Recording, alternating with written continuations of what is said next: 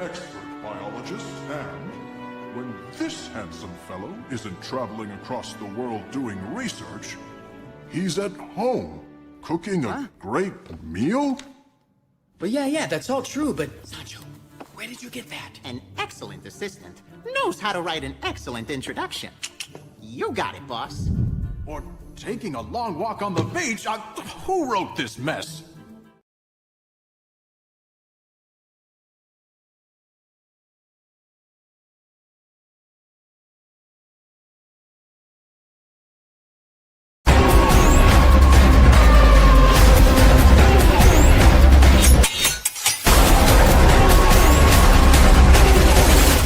하지 마.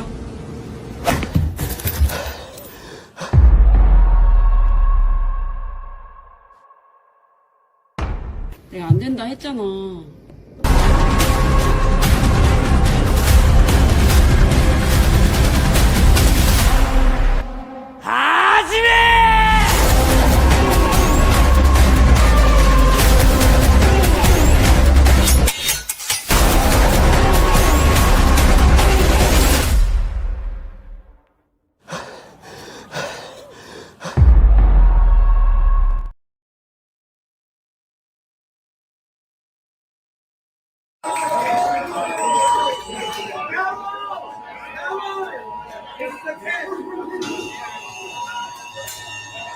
This is a test of the emergency broadcaster system. Broadcasters of your area, in voluntary cooperation with federal, state, and local authorities, have developed this system to keep you informed in the event of an emergency. This is only a test. This is only a test. This is only a test. This is only a test.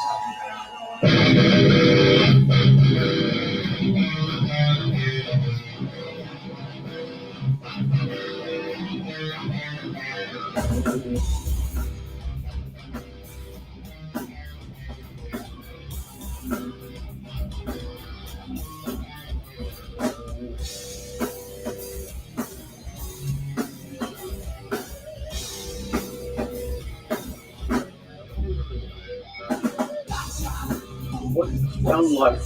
Sound coming through all right?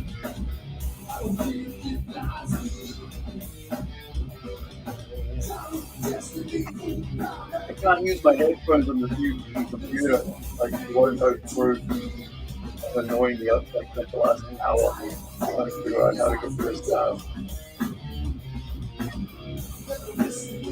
The headphone jack works. I think that's all of it.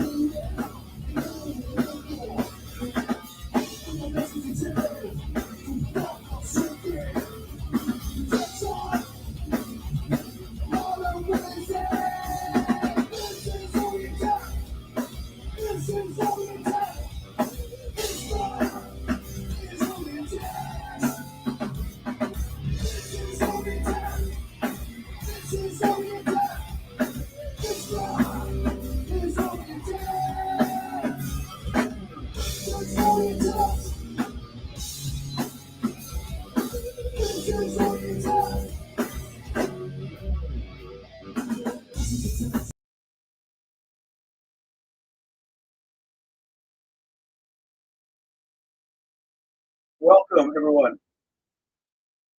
Let me get this stuff started. All right. Good morning. It is 9:35 New Zealand time. Wherever you are, hopefully you're having an awesome day.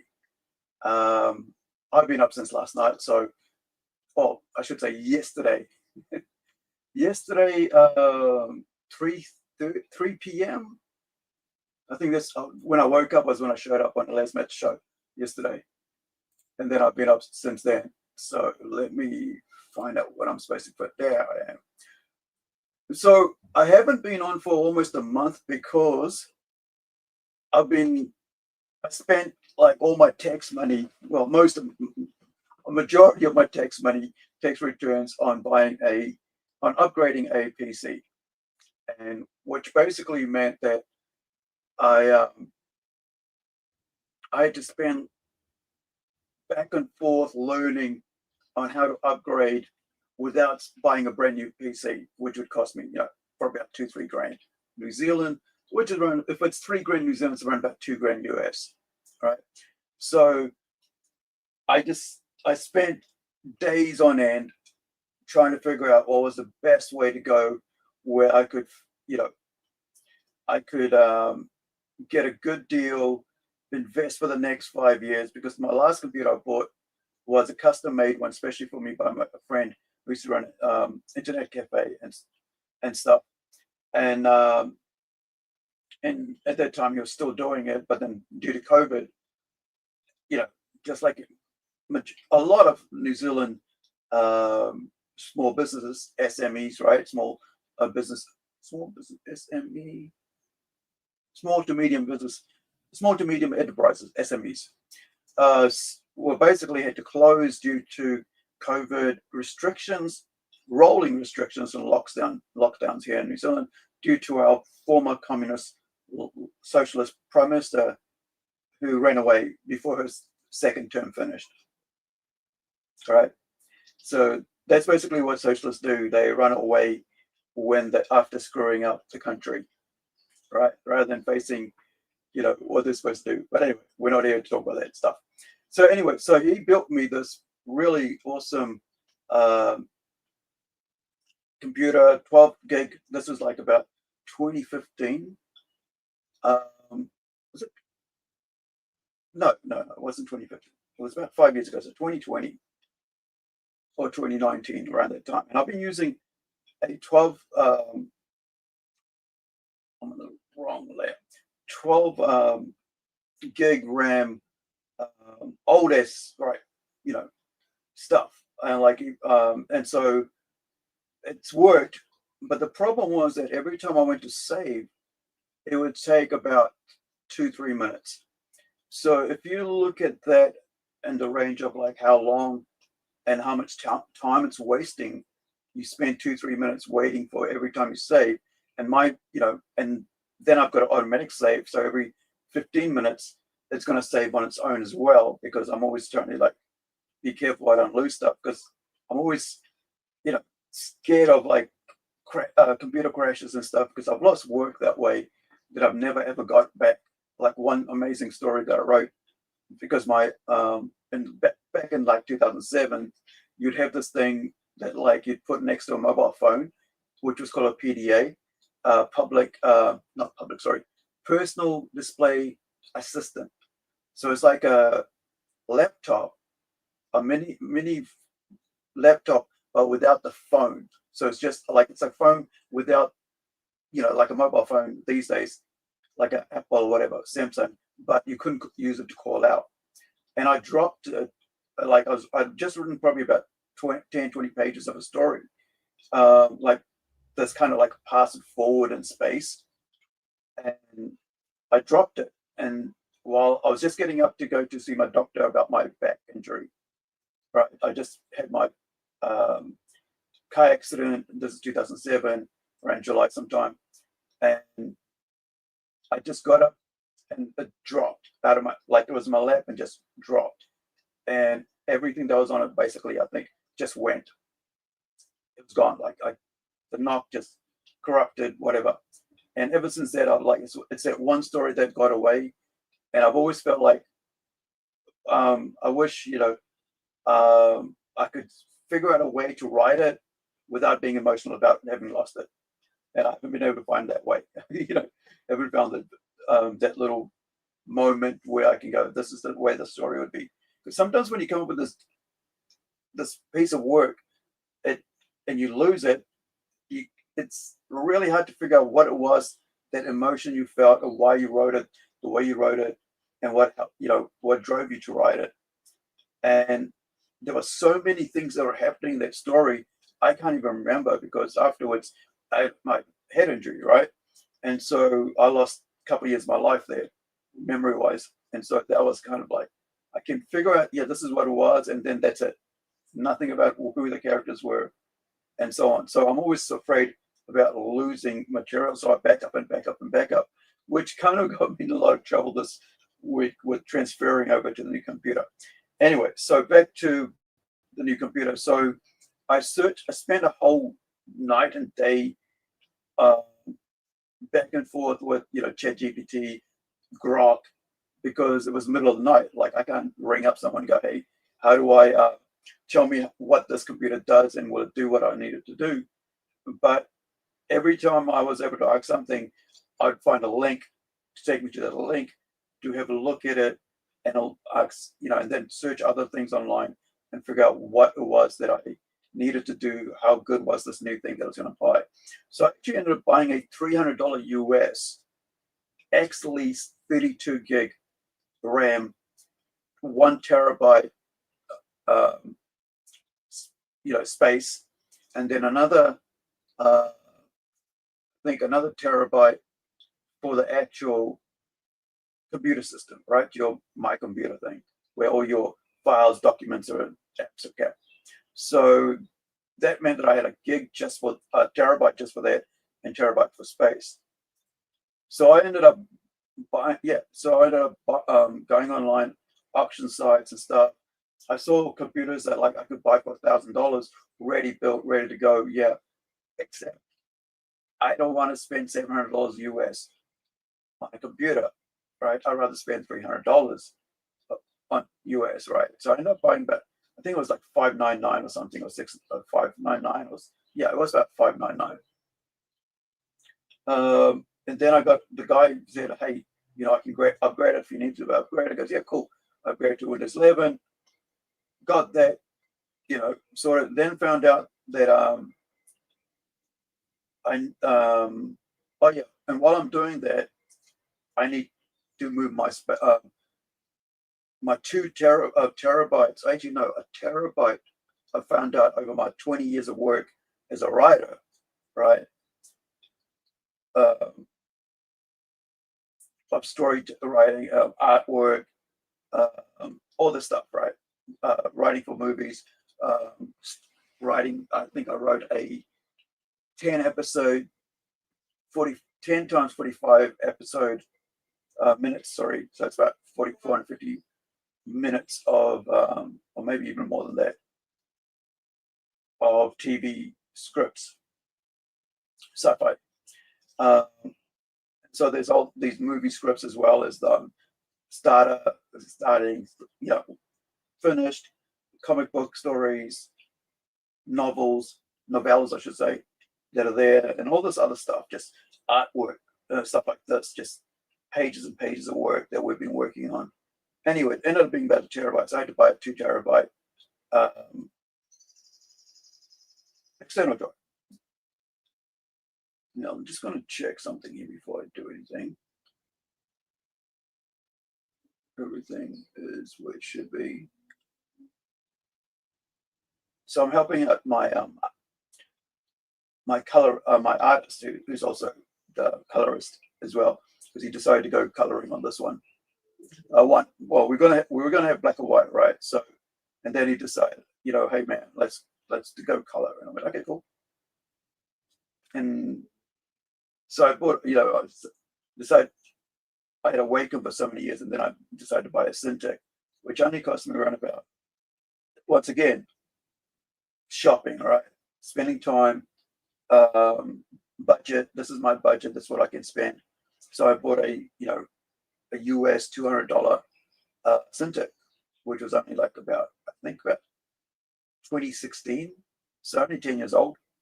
Perfect neck, good condition, basically. We say perfect neck, good condition, right? This is what I'm using right now. So I think that's about done. Let me just check here.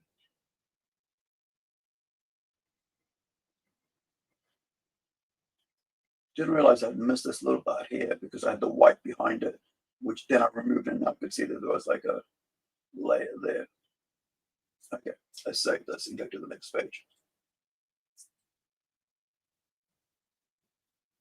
Yeah, so then I get that, but then I find out that, hey, this isn't go, do I want to get Wi-Fi for my internet, or should I hardwire? Because I always use hardwire rather than Wi-Fi because then it doesn't lag, right? And then you can just don't have issues with like, freezing and all that. So spend a couple of bucks for a 20-meter long Ethernet cable, which I'm on now, right now, using. And then I went and found out that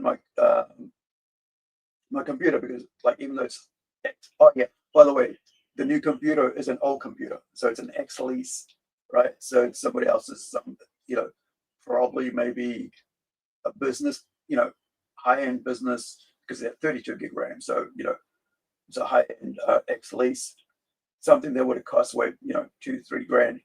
I was able to get for about $200,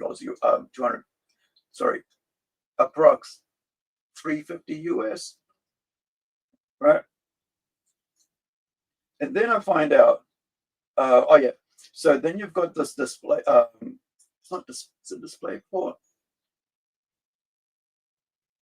No, there's this weird connections. It's like, let me show you what it's like. So you get these. Let me turn that off. So if you know anything about computers, there are so many. I've learned so much, man, over the last couple of weeks, that in a computer, you can, in the back of the jacks and stuff, right? You have this thing that's shaped like this. And then you've got your HDMI, which is shaped like that. And then you have your MIDIs, which are shaped like this, right? And then you have and this is like the MIDI, mini DPs, right? Mini DP. So this is going to be a big factor when we go to this one. And then you got the DP, which is like this, like holes like this, right? So I have this, which I'm using a Cintiq on, which is hardwired to this. So there's a wire that goes from this, which is the HDMI, then it goes to my Cintiq, right? So which I'm drawing my pen, right, on this little thing. However, I ended up buying a because it was very cheap, like really cheap. Sorry about the weird screen, but I ended up buying another Cintiq for $70 US, 100 New Zealand, $20 New Zealand. Postage was around about $14 US postage. So for $84 New Zealand, US, I was able to get a 2016 Pro Cintiq, which is a touchscreen, because what had happened was there's a little on-off switch that you get, like the ones you get when you turn on and off your cell phone, right? There's a switch there. So what happened was the switch somehow had broken off while this person was using it, and so they took it to some electronics person, and because it had snapped or whatever, the the person just said, hey, you can just use it by having it outside, right? Just a little piece of wire. So let me put this up here so I can show you guys. Go away.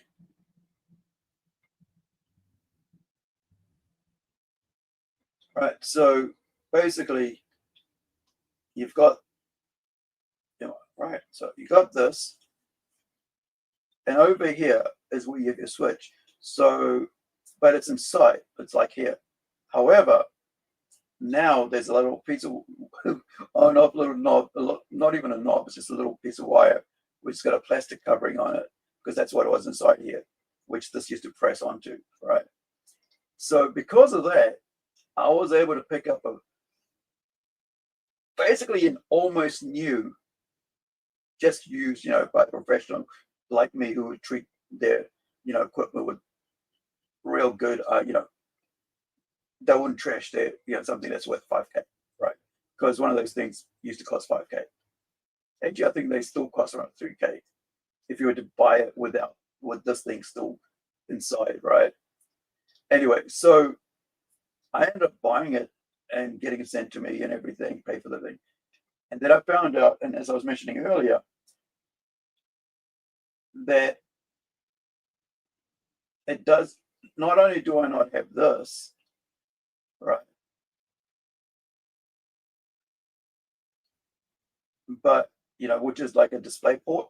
That's what they call a display port, right? No, and also my input into my computer from my, from this thing, right?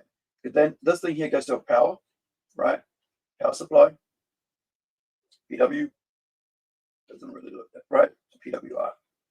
And then this one has two wires that connects to this thing here. Sorry, let's go back. Has one wire that connects to a splitter, which goes to USB. And then this one goes to, this is for your pen, right? Oh, sorry, this is the pen. And this is for your hand movements, right? So you can zoom in and out, like from here. So you can go, by touching your fingers, you can, the screen with your fingers, like you do with the phone, zoom in and out. However, this is this, right? So I don't have this connection. So now I am getting a video card, hoping that that will be on it, or this will be on it. So yeah, either, but I'm like, because right now I don't have the money to buy a brand new graphics card, which is around about $500. So I'm in New Zealand, which is $350 US. Actually, it might be more than that.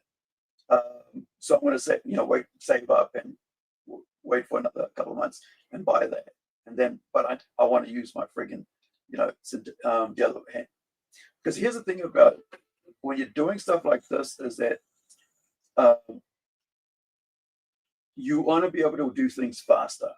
The faster you can get things done, the faster the process is, right?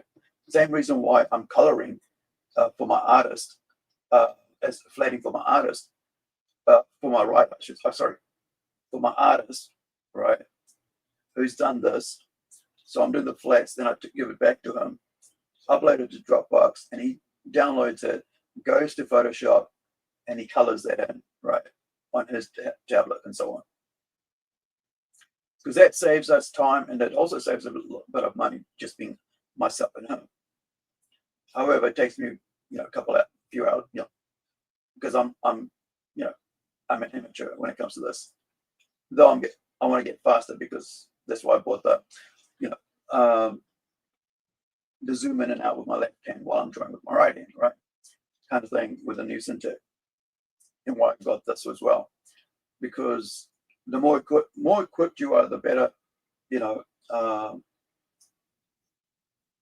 skills are. So I think one thing I've realized through this whole process is that as I get, if you spend more time researching what you're going to do, and what you're going to buy and spend your money on, you can save a lot of money. Right now, I'm buying a video card with 2 gig processor, whatever the thing. I don't know much about cards and stuff, so I have to, talk to the people who are selling it, talk to like electronic store, computer stores, email them and say, hey, what do I do here? Is this good? Is this what I'm supposed to be doing here? Is this going to work on my computer? Asking Grok, asking ChatGPT, looking at all the links that's supplying me, going, oh, this is what I read here, right? Because all they're doing is basically reading other information that other companies have put online. And so if you you're always able to back up what you're looking at if you go to those links and see, okay, is that going to work for you, or not? And so I think as AI, this week, right, I posted on Facebook and I posted on our on Twitter that one of our friends, actually a young lady from Australia, not so young, but younger than me, right, by at least 20 years. So her comic got stolen and was regurgitated and claimed as somebody else's because of AI, right? And that sucked because, like 2 years ago, when we put out Incredible, right? While we just spent like about 2 years working on the physics of Incredible, and so on, rewriting it, because the first the black and white web comic that I wasn't happy with, and we went through this whole process of rewriting it. Well, I did anyway, and then getting an artist involved to draw it and stuff, and all the work that went into it, and then the colorist to make it look good. And then seeing someone just do AI and just get 20K for their work. I mean, not even their work, right? It's everybody else's work, and just get 20K for that, like totally, almost like broke me. I was like, what is this? What is the purpose of this? If like somebody can just come in and get $20,000 US for AI, right? And so I was like, I was like, man, this is just, I will never support AI. Images, whatever you want to call it, right? Regurgitated slime. But then to have, I think it's Nadia. Her comic gets stolen, and all the artwork stolen and get reimagined. Just doesn't just have her name. Her characters get stolen. Everything. Her artist's work gets stolen. Right. All the work that's put in. Not to mention the fact that they paid for the work, right, for the artwork to be done, and to just have it gone, just stolen. And so the cool thing was that a lot of people got behind and started reporting it. Problem is, these multinational corporations, right, you want to call it, whatever you want to call it, right, these websites that don't give about the amount of work it takes for you to put into it to make it happen, right? The work you put in to make these things come to life. They just care about their fees at the end of the day. Unless it's like this is 99.9% of the time, all right? If they don't care, right? Unless you're part of a big corporation who can go to, who can sue them to oblivion and have the money and such, they don't want to hassle. They just take it off. They'll freeze it. So I was happy, you know, also glad for, hold on, I gotta get the name right. Where is it? My bad. I'm just, you know, with Nadia. I think I'm gonna call her Nadia and I'm gonna get in trouble for getting her name wrong.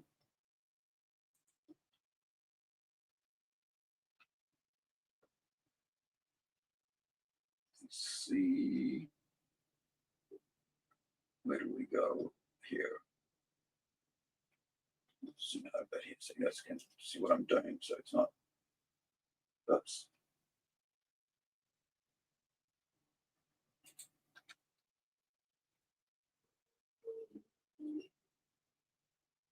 This is actually work by Louise Andrade, my Brazilian artist. You know, let me.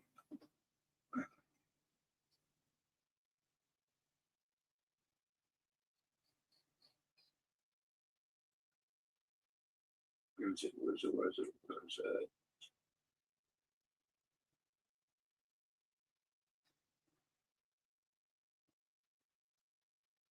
Where's the link? Come on, come on.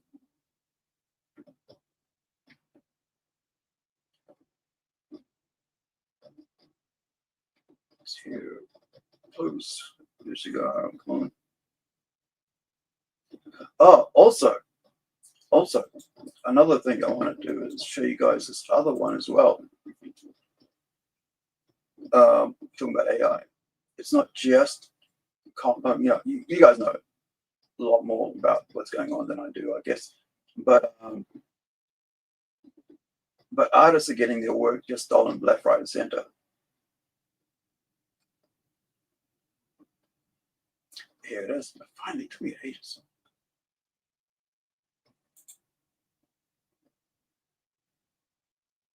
All right.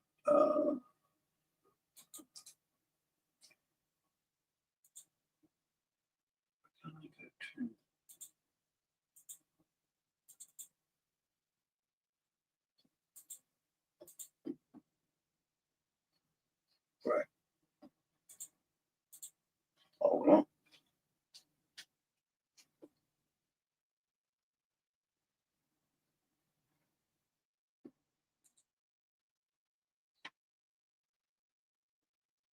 There we go. All right. Nicole. I kept saying it was Nadia, and I was like, annoying me because I was like, she's going to probably tell me off for Nadia. All right. So this, let me get you the screenshot. I mean, not the screenshot, the page. And I'll move myself out of here.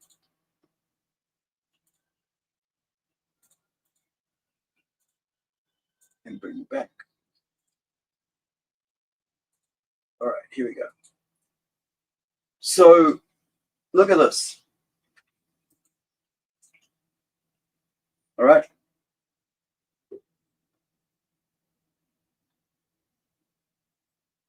But look, someone takes somebody's work, puts a scabby little vomit names on it, right? After stealing it, putting it, regurgitating it, right? Taking the Nicole's name of it, taking her artist name of it, taking a colorist name of it, or letterer, right?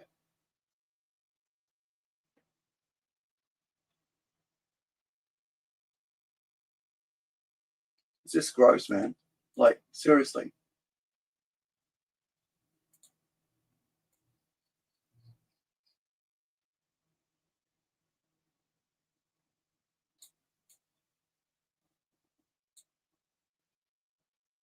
Right?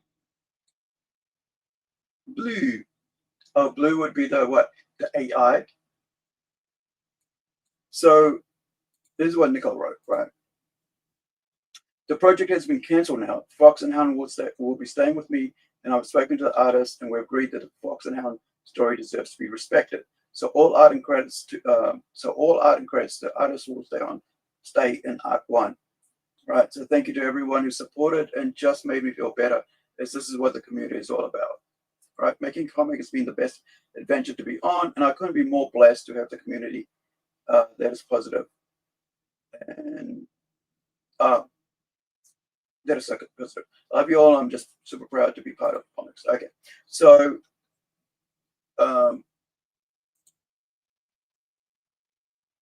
let me see. So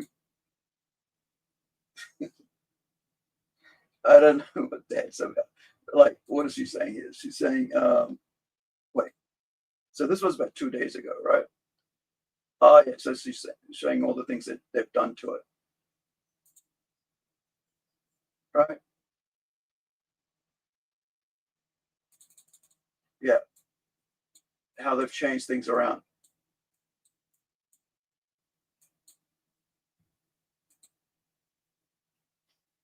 Yeah. So you go.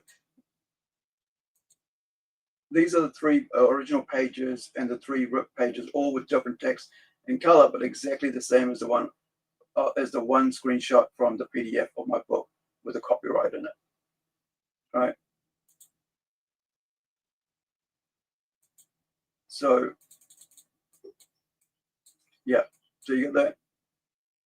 2018, 7 years ago. All rights reserved. Trademark of NS Kane, right? Strutkin Kane, right? Nicole. The other day I put up 7 days ago, a week ago, right? About copyright and how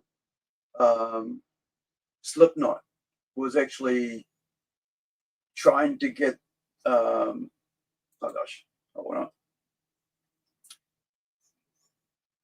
Zoomed in so far that I can't even see my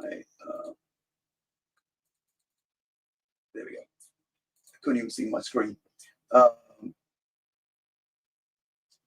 Yeah, so Slipknot, someone had actually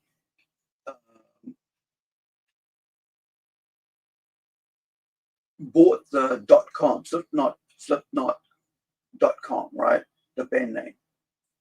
And I mentioned how, like, every time I come up with a name or something that I think is going to work for us, I straight away check it and then to see if somebody else has got it. And then I'll go and look at if I can buy a, you know, the .com for it.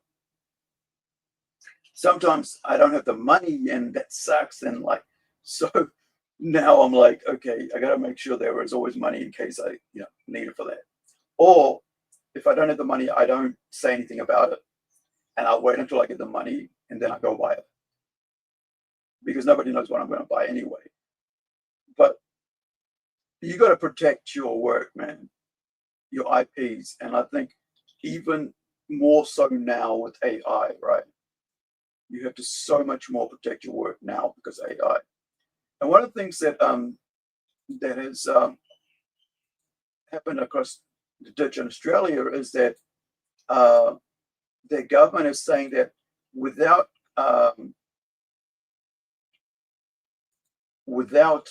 what is it called? Artist permission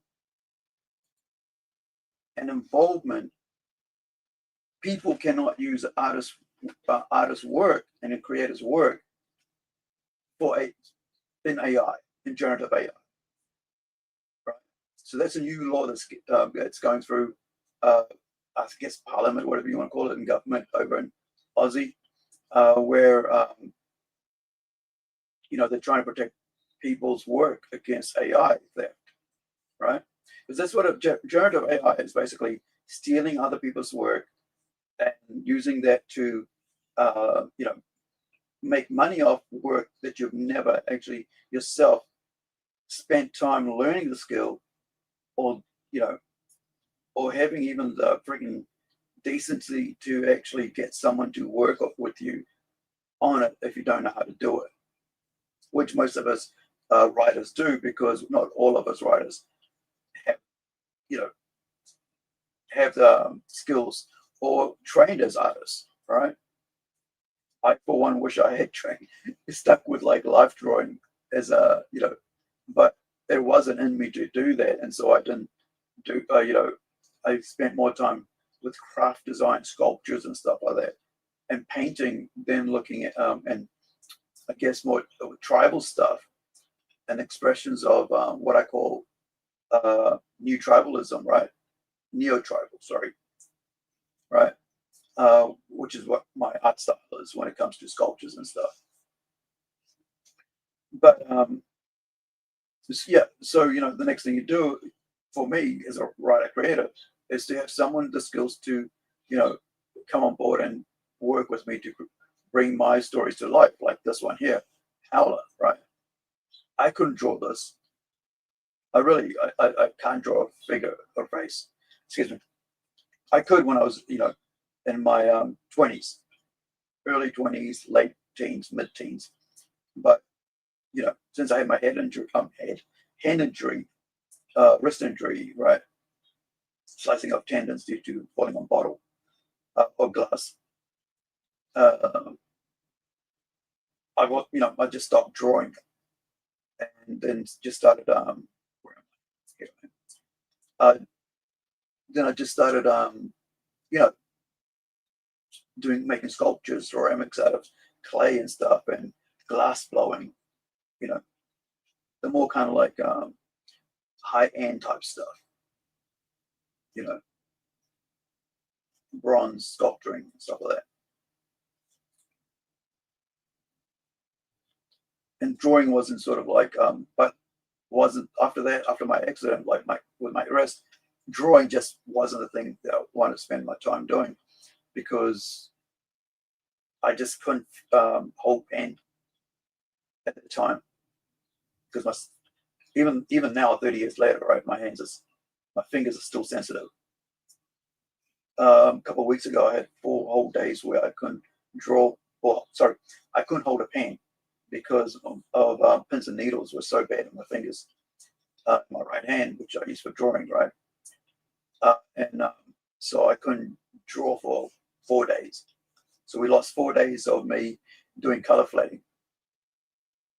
And so we're behind like almost a week of work now. And yeah, so just can't, just can't do it when you can't do it. You can't do it, right? You're every time you hold a pen, it's like pins and needles go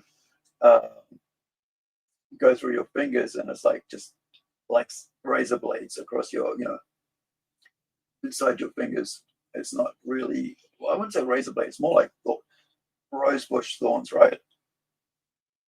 Scraping inside your fingers. It's like, I can't do that. So yeah, anyway, I had that book a whole almost 4 days. So it took about another day or so to slowly get right, and then was fine on the 5th day, I think. So yeah. Anyway, so the thing is, there's a hardcore battle between just making people understand what AI is. What is good for is when it's a tool, right? What it's not good for when it's stealing work from other people. And so what I'm showing you on the screen here while I was drawing or coloring is Meta AI, right? So this is what Meta AI. So Jay Juno on, a day ago, no, 2 days ago, 16th.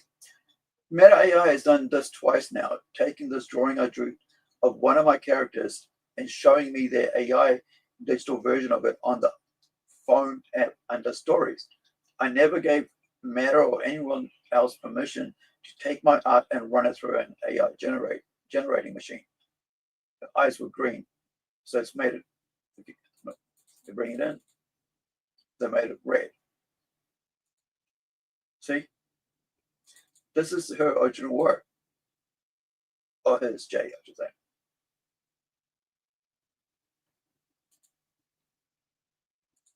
It's basically put it through an AI, an anime filter, right? AI anime filter, because that's what it is.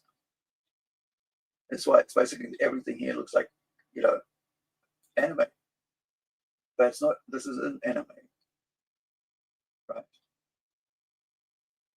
It's actually a European art style.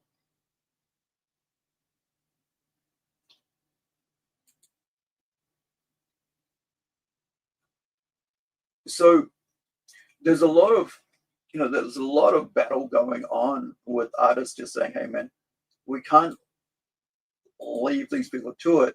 And so one of the things that's happening also is that book publishing, right? Book publishers are full on and sussing out that like thousands or like unlimited amounts of books have been used to teach AI how to be a better writer, right? How to help you be a better writer. Basically using stolen works, not only, of dead masters, and classic works, but actually people just wrote something yesterday kind of thing, right? And so there's going to be like, there could be a case, is it like a case lawsuit or whatever, like class action? That's it, a class action against the AI bros who came up, tech bros who, who've been stealing and feeding everybody's work into their machine without, getting permission, without actually thinking, well, hey, maybe we shouldn't do this. Maybe we should actually ask them if they want their work in here. Or maybe, have them involved in it, or give them royalties for, stealing their work or something. So because a copyright, some people think it's like, oh, it's such a hard thing, because it's copyright. Well, why don't you go create something then and find out what happens when your work is getting stolen and getting used, and how it feels when you poured hours, if not sometimes years, into something, and then you finally get it out there, and then next thing you know, AI is, some tech bros, AI tech bros, basically machines just taken, stolen it. And now, after, all the time you spend making it, and, all the struggles, because maybe most of all that time you couldn't even afford to write anything because you're so busy having to work to feed yourself or whatever, because it's, a lot of times, one of the things that like a lot of people talk about talent, skill, the hours spent learning, but there's also that time you spend when you're not actually sitting at your computer or at your typewriter, right? Or in front of that artwork, right? That painting or whatever. You're thinking. You're doing a mundane work that you probably don't like, but you got to do it because how else are you going to put food on the table? How else are you going to pay the power bill, right? The other day I was thinking, somebody said, something about, some lady named Lana Rose, right, who is a ex-porn star or whatever. She's complaining about how her work is out there and she wants it all gone now, and how blah blah blah blah blah does. But at 19 she was such and such, right, into it. At 17 I was working in a factory. Actually, no. Yeah, I think I started working in a factory at 17, but I couldn't. I got told to go. After a week that I wasn't allowed to be there because I didn't have the mindset of a worker, because I just come out of like 2 years earlier. I dropped out of high school. Oops. And at the age of 15, and then went to live with my uncle and my new aunt, his wife, in another city, and just because I was doing nothing at home at the age of 16 and a half. And so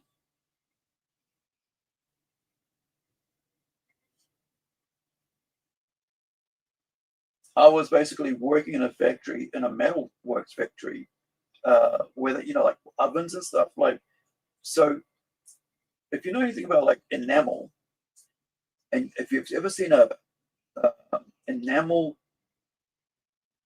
sealed metal, like I get fridge. I think now they do like paint coatings, but like if you look at ovens, like cooking ovens and stuff like that, and hand mowers, right? I'm not electric mowers and stuff like that. They'll have this enamel seal over it. It looks like paint, but it's not. It's actually glass enamel, right? Powder glass sprayed on, and then it's like baked in a huge oven. And then they take that, and then they let it cool down, and then they send it off to whoever's making the the old like here. I think there was like Metsport is one of the brands. So Metsport mowers, and they would assemble it together. It's like a cover on it. So, and oven doors and all that. Anyway, so I was working at a place at 16 and a half years of age, and it was hard. It was horrible, but I liked it. But you had to pick these things up with your fingertips, because that's the only space you had, and there was hooks. So you picked it up with your fingernails, so you wouldn't touch not fingernails, sorry, tips of your fingers, so you wouldn't touch the enamel coating. Otherwise, it'll rub off, and you couldn't use any machinery or anything like that to pick it up and do that because of the same reason. So you had to, pick it up with your fingertips, both hands, because we were heavy. And so that was my introduction to work. And the reason I got that work, it didn't last more than a week, was because one of my uncle's friends used to work there. And so he said, hey, you could try out here. And of course, straight out of school, even though like I wasn't straight out of school, at that point I'd been out of school for a year and a half. I'd done a course in chefs, whatever you want to call it, like a chef school, whatever, training, cooking and all that work. But at that point I hadn't got into that. So I did that, and that was, my fingers were sore and everything. And not understanding, how people behave at a workplace.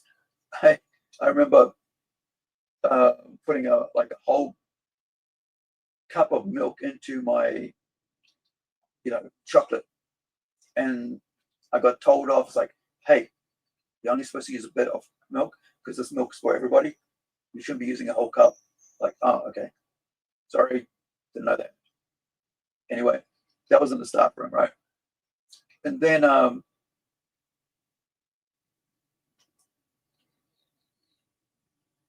anyway, I went and got my paycheck on the day, and then I was told, yeah, I don't think this is a right fit for you. The foreman's come in and said, hey, yeah, you're very slow, and yeah, I'm gonna have to let you go. I'm like, okay. 1 week at work, 16 and a half. I think I had $100 for the week's work. That's New Zealand dollars, by the way. Nowadays, I don't know how much that would be, but like if you're translating to the US dollars, that's only about $70 for a whole week's worth of work. But it was fine. I guess it wasn't for me. So I went and worked in a cafe for about 2 weeks. I got told off because I sliced up all the roast beef for sandwiches, because you're not supposed to cut them all up because they'll go dry. I didn't know that. I was just trying to be, helpful. So I was let go of that. And then, I kept looking for work, by the way. Here's the thing, right? I got fired, but still, I kept looking for work. And then later on, I got sent to a job where other people my age was around about at this point, but 17, I think I was, because for a whole bunch of for about almost a year, I kept looking for work, but I didn't get anything. So I was just getting drunk and hanging out with friends I'd made in Auckland at the time, like New City, all that. And so, but I've, just doing that, running around my skateboard, not staying home, or, sleeping over at people's places, friends' places, or then going over there and then coming home on the bus and then staying home and then going out again. Just hardly ever being, just being kind of reckless, I guess. But then I got a job in a biscuit factory. And I think it was from 1990 to 93. So, yeah, from about 17 to 20 years old, right? I was working in a biscuit factory, so whenever cookies, right? We call them biscuit in New Zealand, cookie factory. So whenever the doors opened, there was like a 35 to 45 degrees Celsius heat. I don't know what that is in Fahrenheit. I think it's about 60 or something like that. I'm not sure. I looked into it the other day, but what it was. But anyway, like I can't remember right now. But it was really hot. The moment the doors opened up from the oven, you just sweated. Like you just like, it was like standing in the sun all day long. That's how it felt like every time the door opened in the oven. And there was two of them, which meant like every half hour, right, clock, on the dot, one would open, the other one would close, right? You fill up one lot tray, one whole huge tray of, 6 foot tall by 4 foot wide. Actually, no, yeah, 6 foot, no, maybe 7 foot. Yeah, but let's go with 6 foot.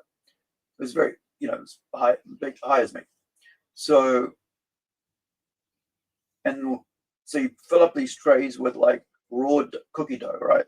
So it's all shaped. Machine pours, presses it into a dough shape. You pick it up with your fingers, wearing gloves, and then you put it onto the trays, and the trays that get filled up, and then you push the trays, which is like from like 50, 60 trays into the wide, big, huge oven door, right? And then you let it cook at about 180 degrees Celsius, or maybe 160, whatever the cooking is for that. So, and then every half hour, open it up, pop it out. So clock, like I said, there's two of them. One's a bit smaller, a big, and one's huge, one's larger. And you feel that heat every time, man. And the first day I was there, I was walking home with one of the girls. I think it was Maria, Marigold. And I said to her, like, man, I'm never coming back again. She was the same age. I think she was from the same age as me. And I said, man, that was horrible. I'm never coming back to this place ever again. As I mentioned, I was there for 3 years. Right? So, and it wasn't because I liked the job. What I got out of it was like, the friends I made, you know, talking about doing work that you don't like, you know, because you make, you know, you had friends there. I didn't have like friends I could hang out locally. Now suddenly I had local friends. The friends that I had previously hanging out and drinking with every weekend were actually in another part of town. So I had to get on a bus and go there. Whereas now these guys were just up the road, basically, you know, 10, 15 minutes away on my skateboard, right? So, or maybe a little bit longer, more than that, but still close enough. And plus I went to work with them. So, you know, I could spend time with, if I got to know them, I could spend time with them after work. And if we had any issues, we got it worked out. It was almost like, you know, working, living together kind of situation.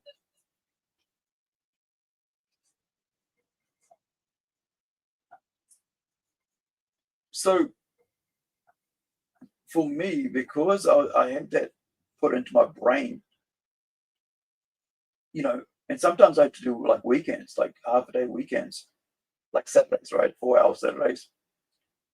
If we got stuck and we got behind on something and had to catch up, not got behind, but got extra orders. So that same small business now supplies Air New Zealand, our national airplane, right? And if you go on our New Zealand airplane, international airplane, you'll find there's a little, as part of the, you know, biscuits, whatever they give out, there's a little chocolate square or whatever they give out. It's called Lakshan, and is the brand name. And the reason it's called Lakshan is because in Bangladesh, and that's because my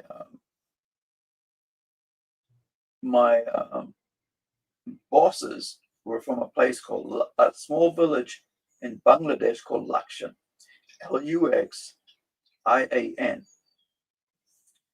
And the great thing, and so, you know, when the owner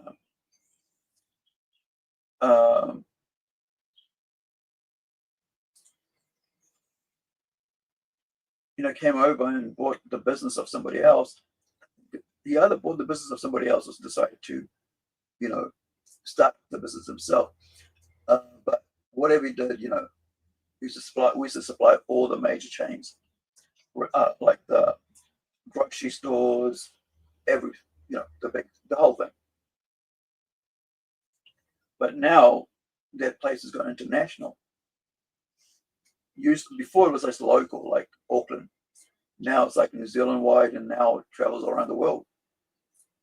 So it was him. So it was like it was the boss, and then it was also his brother-in-law who was a foreman. Very hardworking people, right? And he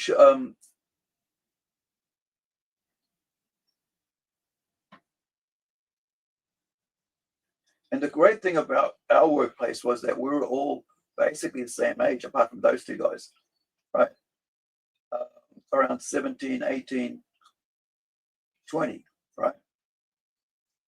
So we basically spent 3 years together, as friends and working buddies, you know, whatever, comrades,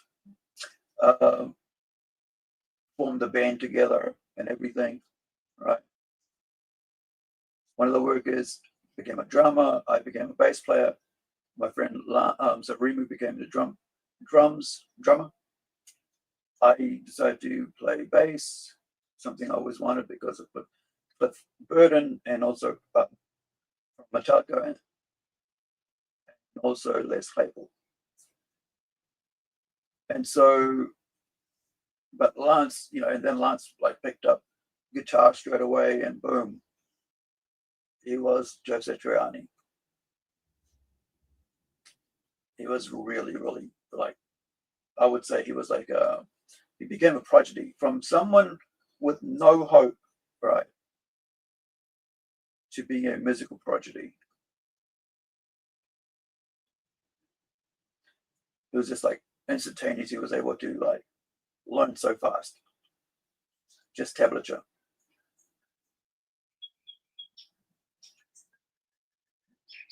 But when you're 16 years old, 17 years old, all you care about is making sure your bills are paid and that your weekends are fun. And that's all it was for me.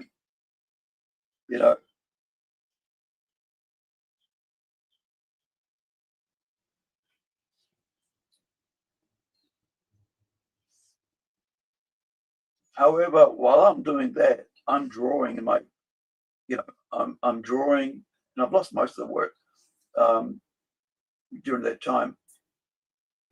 Whatever I was, if I was listening to music, I remember drawing Metallica stuff, design. I was doing Iron Maiden, a whole lot of other stuff.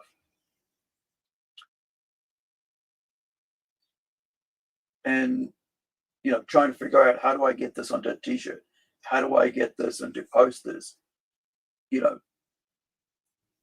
I remember I did I painted Lance's skateboard one time. He said, "Hey, can you put this album cover onto, onto the bottom of my painted on the bottom of my skateboard?" I said, "Okay." So I did. I don't even remember if I asked him for any money or anything. I just did it. I don't remember if he actually paid me for paint or anything either. But I did it.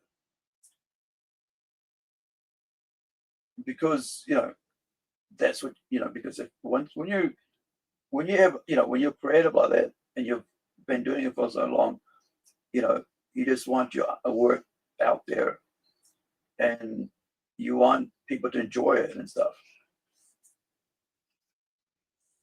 And often I have like given away oil paintings, and some of them might be around the world that I've been in people's hands that I've never probably will meet, or or they probably never met me, and I know there's clothing I've designed that are around the world in England because of people have sent it over to their family members who I don't, who I've never met, kind of thing.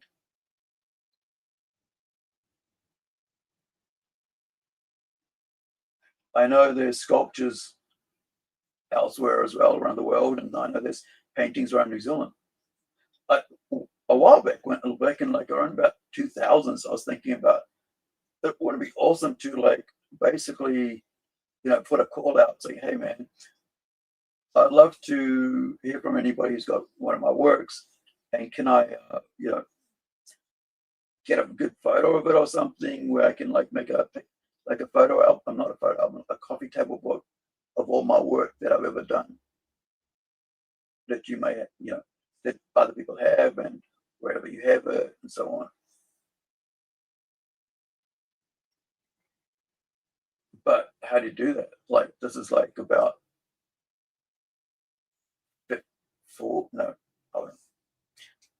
like give or take 35 years of my life. How do you,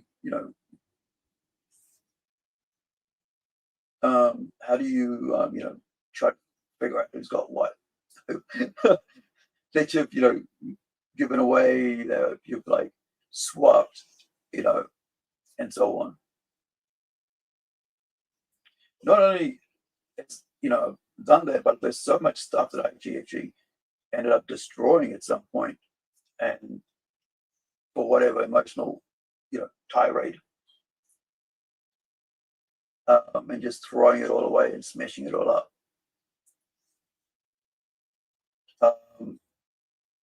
In my 20s, or my mid-20s or late 20s, I think it was late 20s.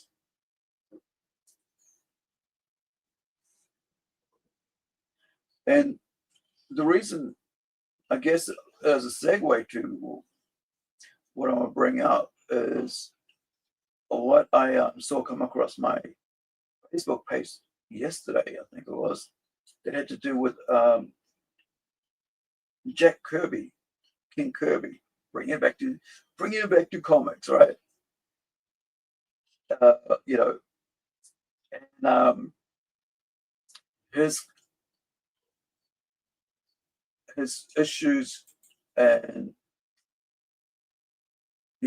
situate problems with Marvel, right? Marvel Comics in the 80s. So I saw this. Let me see, where is it? Let me do a quick hunt again. Here it is. Didn't have to go far this time. Let me see if I can image to new tab. Perfect.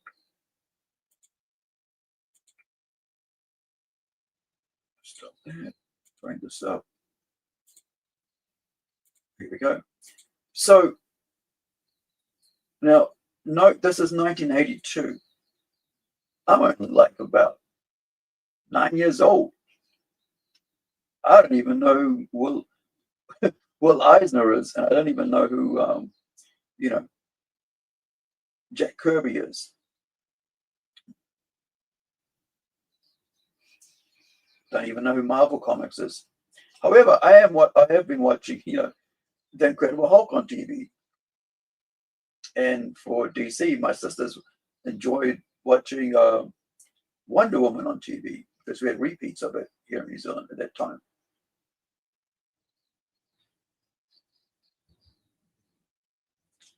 So this is 1982.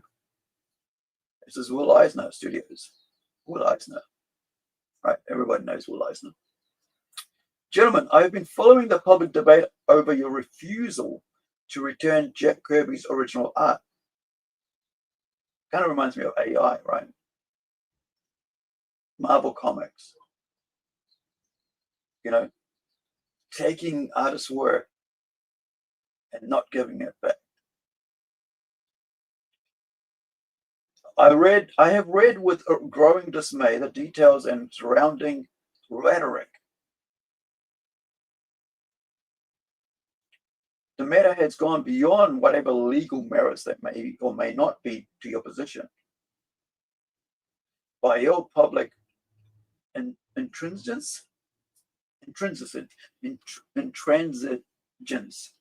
you are doing severe damage to an American cultural community, comic books, that is now emerging from the dark years of trash into an era of literary responsibility. Excuse me. Getting cut of mouth here. It is important to those of us who devote our lives, as comic book people, to this important art form to know that we have certain inalienable moral rights and that these are respected by the publishers. For the sake of protecting the standards of this profession, not to mention your own reputation, I urge you to return to Jack Kirby all his original art and do so promptly and fairly. A whole new generation of creative people are watching your conduct. Don't fail them. Will Eisner. Now, of course, Marvel didn't learn that lesson, right? And that's why they ended up losing all those people with Image. Now, here's something that I've noticed over the last couple of years. A lot of people go on about Image Comics in a strange, weird way where they think Image is almost like this holy grail of a company. That what they were doing, that we need to get back to the way Image was doing stuff. I don't think so. I think that's just a weird stance to take in this, 2025. It's almost like going backwards. Everybody's like, oh, image art style. This is what I'm going for. I'm like, yeah.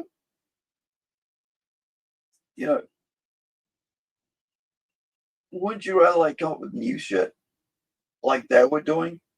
They weren't trying to like go back to the Marvel way of doing things. They were trying to create their own stuff. Right? That's why they left Marvel, so they could be their own person and create their own thing. Because here's what I took away from Image, or when I was setting up Plunge Comics, or Plunge Enterprise, I should say, which is the umbrella company, right? For the Plunge brand, is that when I was I went and looked into how and what they did and how they set up the different areas so that they wouldn't step on each other, and they'll be allowed, they could go in, create what they wanted without someone saying, oh, you can't do that. You can't do that. No, we don't do that here. Right. Like Marvel would do.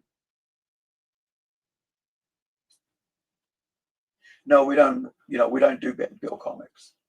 No, we don't do supernatural comics. Right? We don't do anti-heroes. Apart from, Punisher.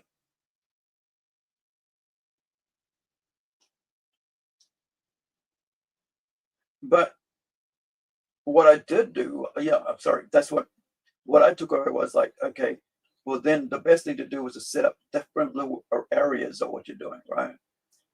So that you wouldn't, like, you could basically, in case one failed, you could move on to the next one, right?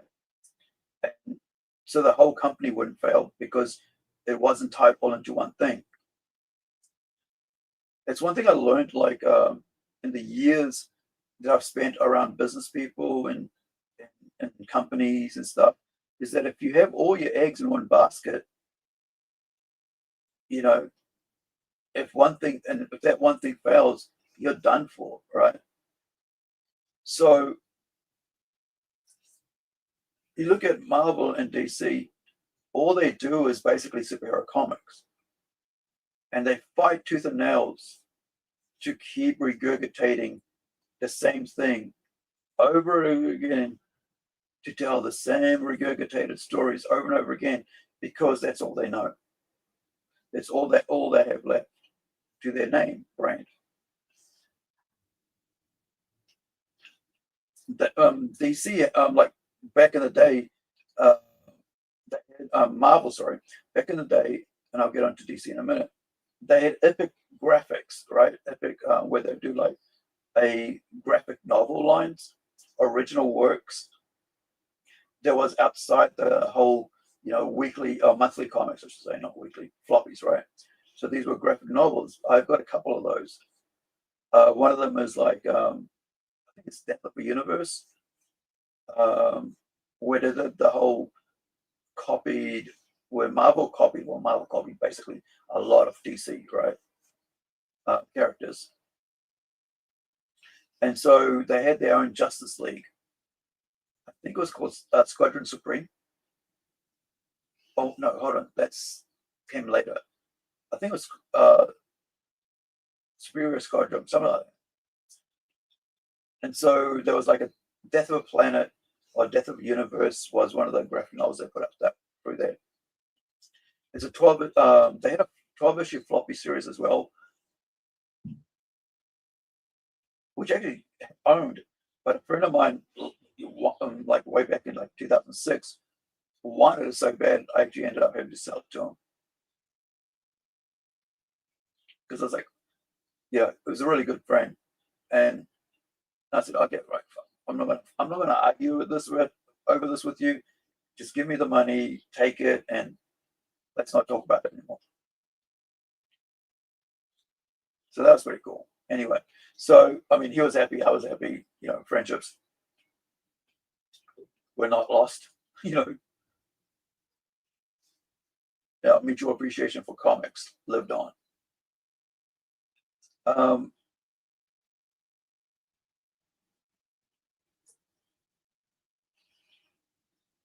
However, that didn't last long, right?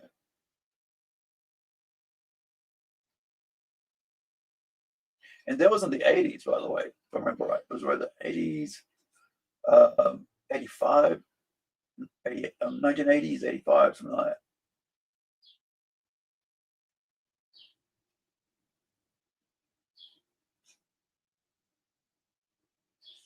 Over at that same time, over at DC, they had the Vertigo line, which was one of the mature lines, but was a creator-owned thing, right? And a lot of people that worked on those were like English writers and American artists. You know, people like Garth Ennis, Neil Gaiman,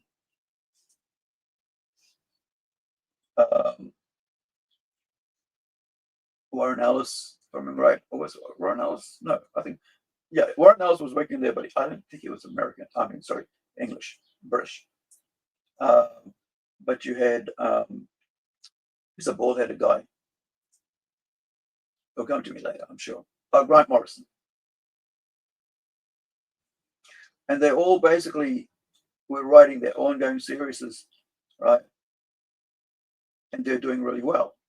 And what that did was brought in a whole lot of mature readers. People who weren't reading, who were just bored with superhero comics, like everybody is now with superhero movies, right? Because everything just has, comes and goes. It's like a fad. Season for everything, right? Turn, turn, turn, as that song goes.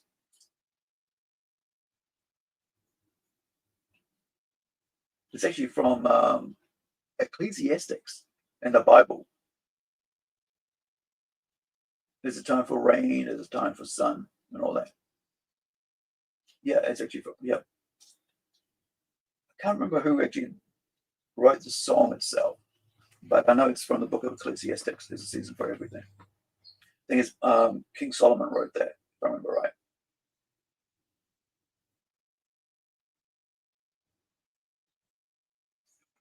I got you there. White by 2 pixels. Yeah.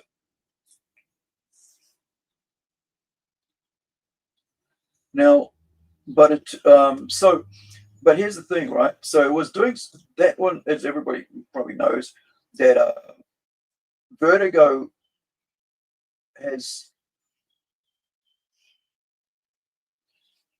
as an IP. I'm sorry, as a imprint for mature content stories that it's been strip mined by fans of those into TV shows, right? You had Preacher,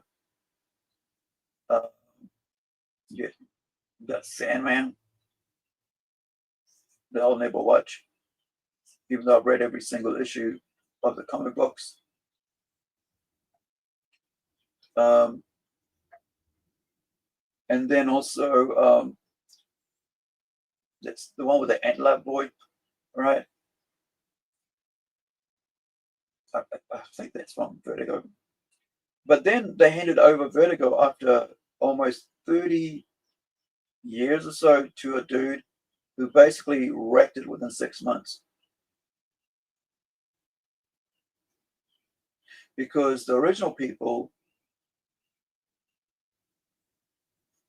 original editors, I should say, who were running the show, Karen Berger and her assistant, who took over after they got rid of Karen Berger was Shelley Bond, and then they got rid of Shelley Bond and put on this dude who probably was really cheap because he didn't know jack, and probably just came out of college and got all the degrees but had no experience, and so the imprint just died within 6 months. Because the reason I could say would be that people, writers realized that they could work together and take their work elsewhere without having to deal with a corporate machine like Marvel or DC.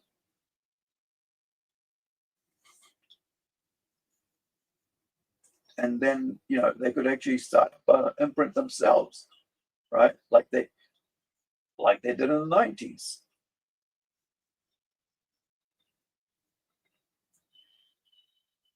Anybody nowadays, I should say not days, can start up a business in comics. And many people have started a small imprint, just, but you can't just, start one and not know how to run it.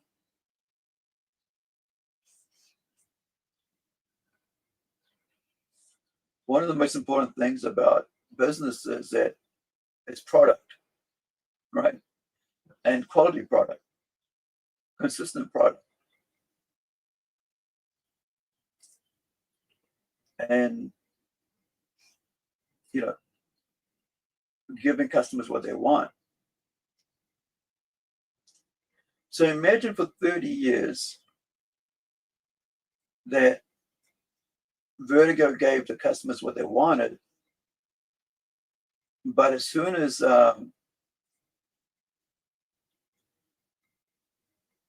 that work wasn't making,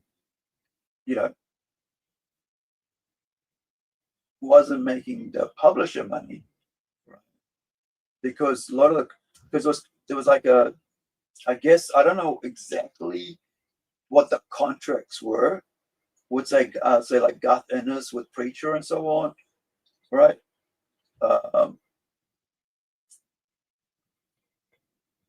And why the Last Man, with what's it, Williamson? Can't remember. Bill Willingham, I think it's Bill Willingham, or Fables, right?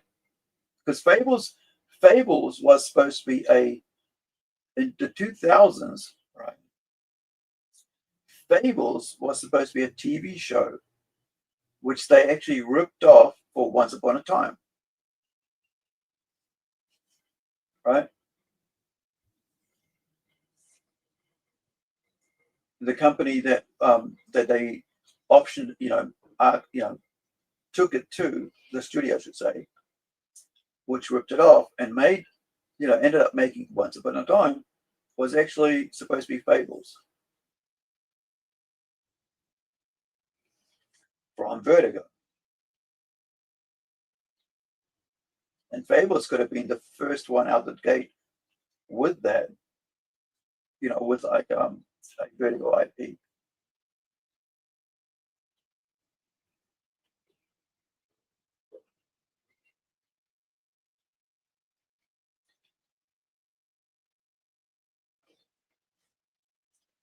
One of the things I think is interesting about like comics, it's very similar to wrestling companies. And that is that in wrestling, everybody's a freelancer. They just contracted hires, really. And so while you're there, you get what you get. Whatever you signed up for, whatever you create, it's theirs, right? And so you get your percentage.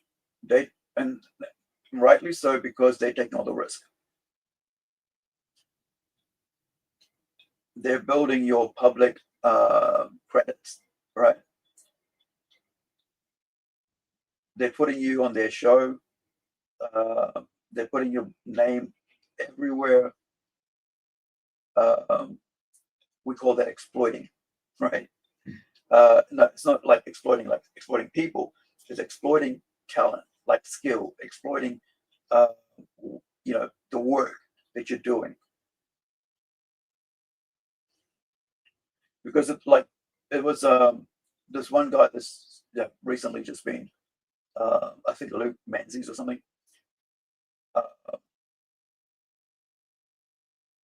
That's the wrong hand color.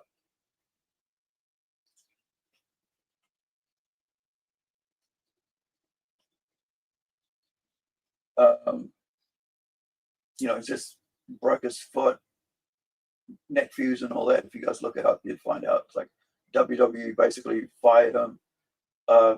Didn't after he hurt himself and so on, whatever. It's a big deal right now. So what they did last year, previous to last year, he was on 400, something like that, maybe $400,000 a year. Because remember, these guys put their body on the line. I mean, we know people who have died in the ring.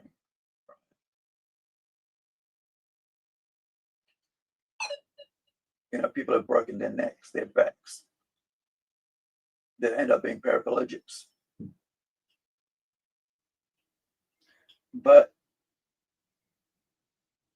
from what I understand, is like this guy, got hired on again. He negotiated to come back on work with them, and they basically halved his salary. Right. So he's basically a freelance agent. Like he's just contracted, sorry. Then he was supposed to, you can go work for somewhere else, but he was working for them, for a sister company. Not really a sister company, like a son company, right? Because they own TNA now, WWE. And while working with him, he broke his foot. So he can't work for about probably 9 months now until it's healed. Because he got hurt while he was at WWE as well, which is like he's got to get his neck fused, whatever, bone, whatever they call it, neck fusion. And so, he's screwed. He's got 4 kids, got a wife. Right? Don't know how old his kids are. But, there's 4 of them. They live with them. So they must be under 18. Right? Plus, he's living in America away from his family, like his mom and dad, sister, brothers, and all that. Right? So there's no help for him no close by help, because he's in a foreign land, because he's working in America, because that's where the wrestling companies are, all right, that he's been working for.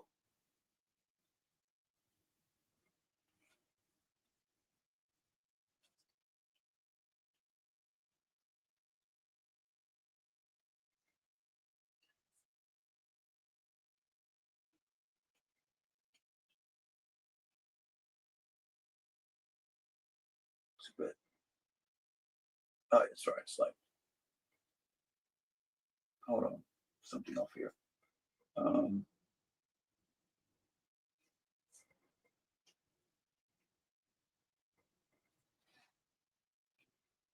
It's okay when it's far away, but when it's close, it just seems a bit.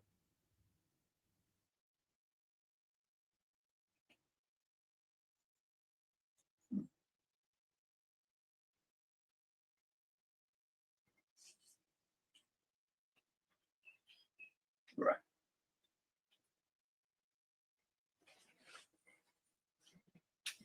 Excuse me. Whoops.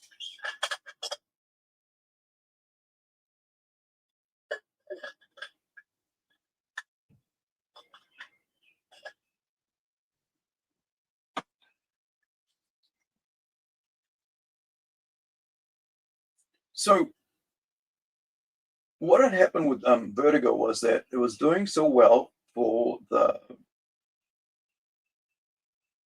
creators, right? Because it was creator own contracts, so that the creators, were doing really well, and because they were getting good, they were out there promoting and doing their stuff, getting good return on their work, because sorry, wrong page. Here we are. Right.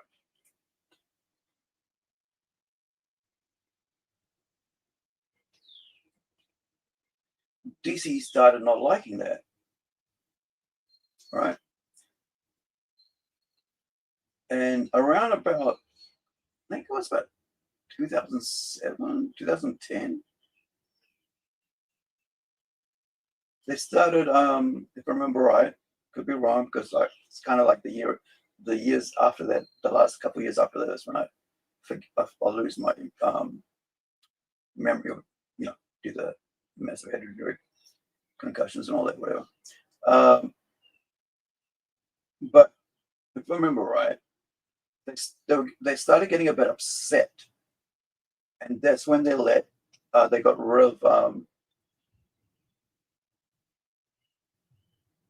because why are these guys over there making these works and we don't get any money out of them the way we get out of our own superhero ones, right? The way we get all these money, from exploiting our own books, right? And it was at that time I realized something was up, because I wrote a letter, because I was hearing stuff, and back then, you just see internet stuff, and hear this and that. And I wrote a letter to Karen Berger.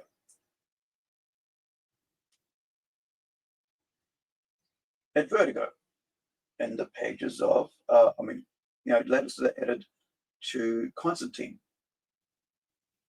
Hellblazer, John Constantine.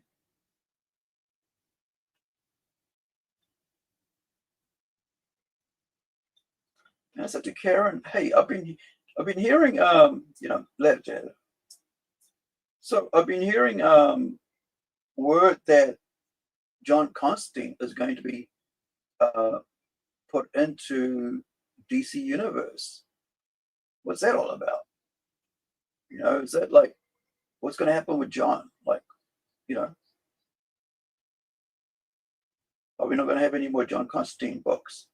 And Vertigo goes, "Oh, no, well, don't you worry. John's going to be, himself in his own series for a long time." 25 issues later, that was gone. There was nothing there. Sharon Berger had been removed. Shirley Bond had been put in her place, because I guess Shirley Bond, being her assistant, they would have paid her less, right?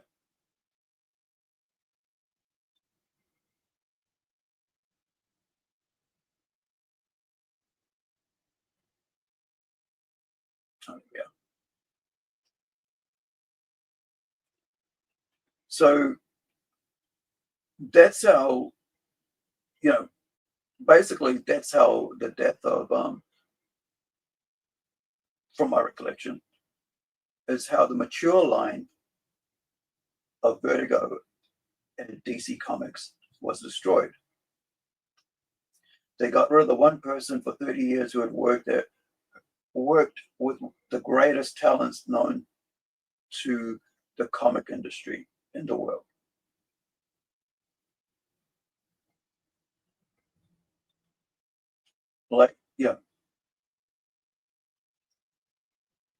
She's probably one of the greatest editors, if you really think about it. And they got her the greatest editor, and they put in some moron who probably was cheaper. And so, like I said, because corporations are all about, saving money and exploiting what they have. This talent, right? The talent pool. That's what I was trying to think of when I was saying like wrestlers. You're exploiting the talent for everything you can get out of them for the time that you have them on contract.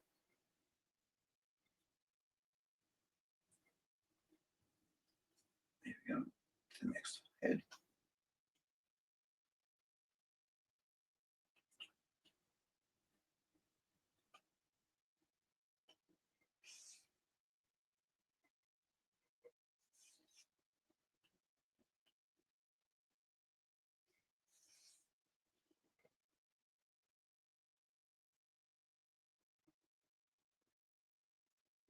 Problem is when you have your most skilled person and you remove them,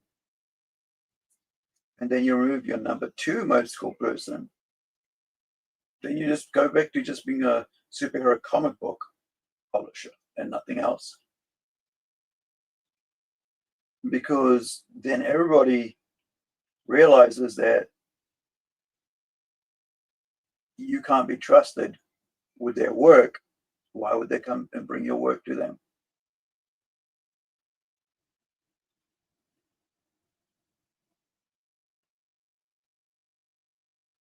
And at the end of the day, when you creating art, it feels like a child, right? Because it's something that you poured your heart and soul into,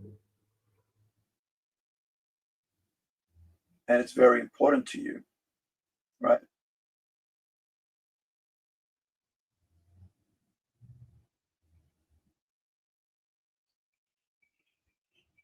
So when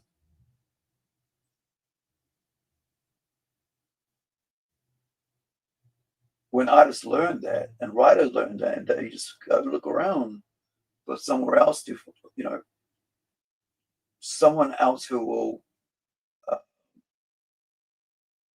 provide them with, with the best deals they can find.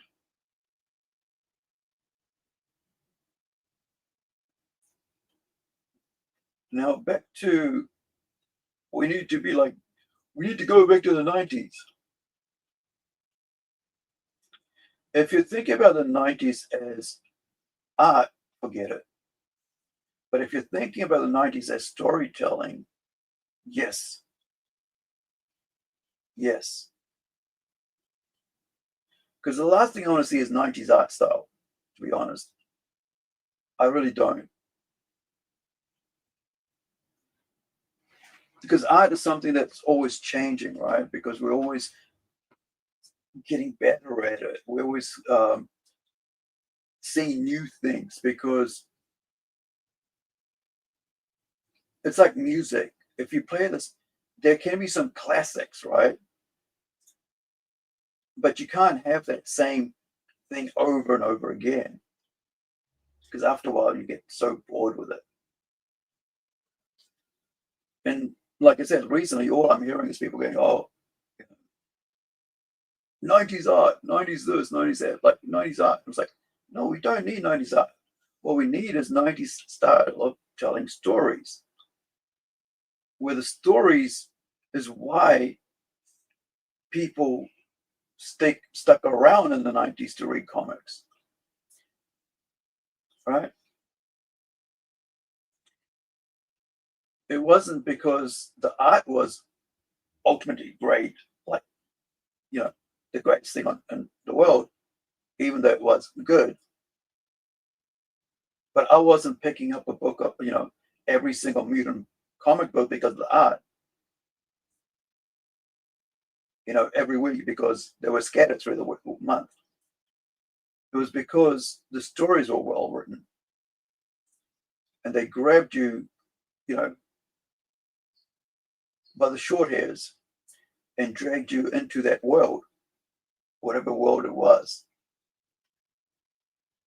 However, look at all I don't remember actually buying more than one copy in a series from any of the any of the any of the Image comic creators. I would buy the first issue and go read and go, oh, this is what? And go, oh yeah, okay, let's put this away. Let's go back and buy another copy of Clandestine, right? Or X Factor, or New Mutants, right? Or Kitty Pryde and Wolverine, or Havoc and Wolverine, right?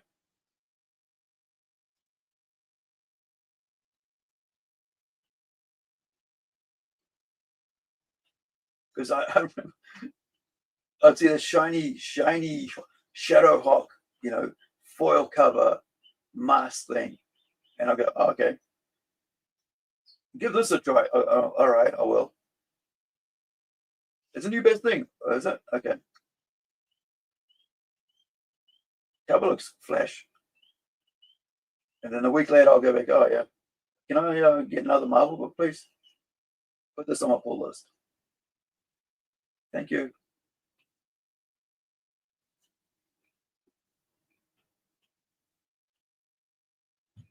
Because the art was, it was all right. But the stories were trash. Honestly, though, Image was putting some trashy stories out, man.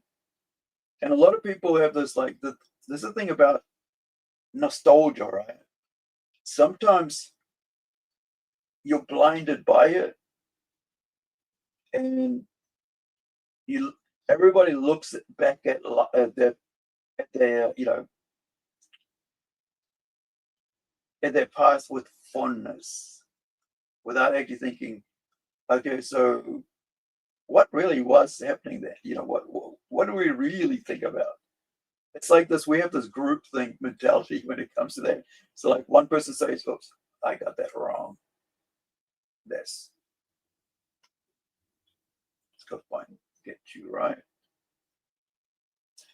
But one person said, yeah, this was great. And it's like, oh yeah. And then soon it becomes like this mythical, this heroic adventure that everybody experienced at the same time. It's like, I remember Genosha. It sticks out like a freaking, this huge, impactful thing in my head. When I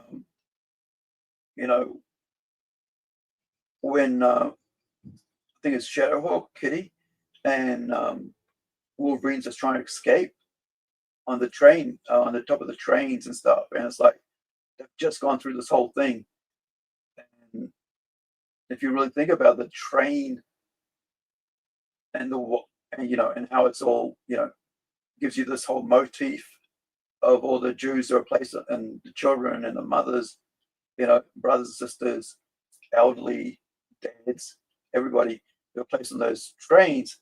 It makes you think, what the hell?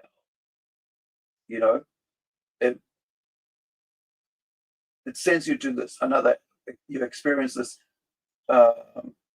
reality in the comic book that's based, that you experience this fantasy in the comic book that's sort of is based, way in reality. And you're going, because I grew up learning about that in school, right?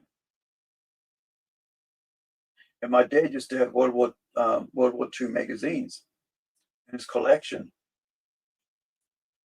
So I knew, I was well aware of what went down to a certain degree, because we studied at school. And then reading that in a comic book and reading it that way, it was a whole another thing. And so that's always stuck to me. But, and the other thing I can, and I can, there's so many more things, right? Was it the swashbucklers, or the Star Jammers? Sorry, yeah, the Star Jammers. That was, that's pretty cool.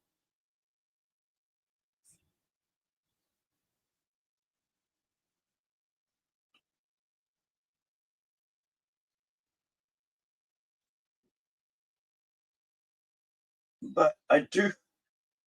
I just don't know where. I don't know how. Somehow, yeah. It seems that like suddenly everybody's looking back with fondness at Image Comics as the greatest writing stories ever. I don't know how that happened, but I do know it wasn't that it didn't last long because the only things that I do love about Image Comics were most of them were out of Top Shelf. I'm sorry, not Top Shelf, Top Cow. All right, so Top Cow is an amazing imprint if you really think about it. It's very much Image Comics version of where are we?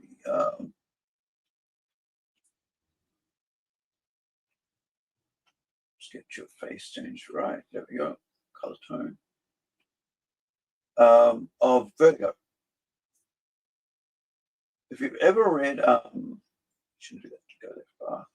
If you've ever read Witchblade, if you ever read Darkness, or if you haven't, I should say, you should give that a go. That entire Witchblade universe with all the angels and that sort of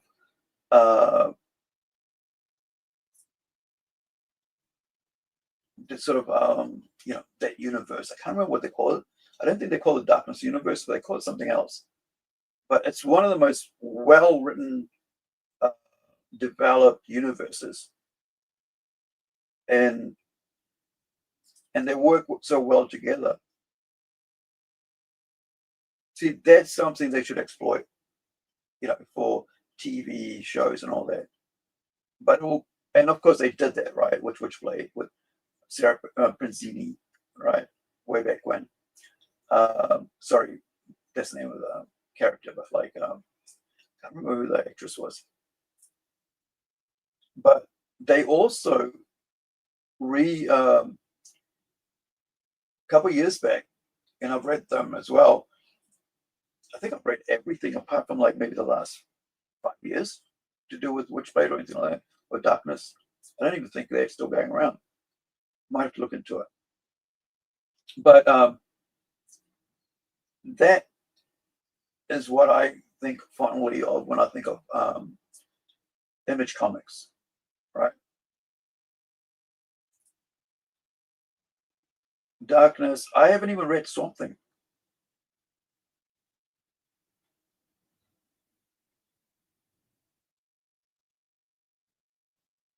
Not something, sorry, Spawn. Apologies, it's like, what do you mean something? Yeah, I haven't actually read Spawn.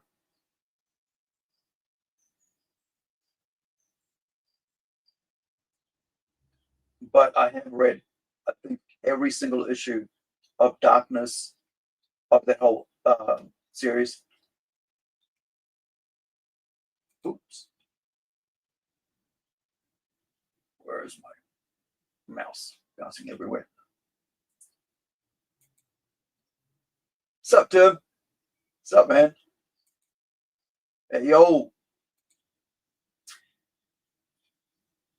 Yeah, I highly recommend, if anybody wants something good to read, that's in the mainstream, right? Is Darkness and Witchblade and that whole universe that's part of all that.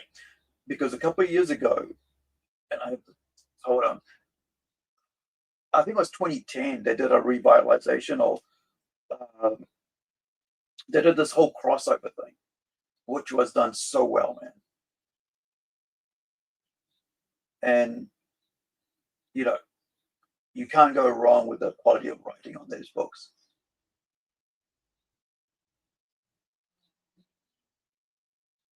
Because I think it was Ron Mars, and was in charge of it, and I think there's a couple of others that work really hard, work together to make that universe come to, work together, and they did a really good job.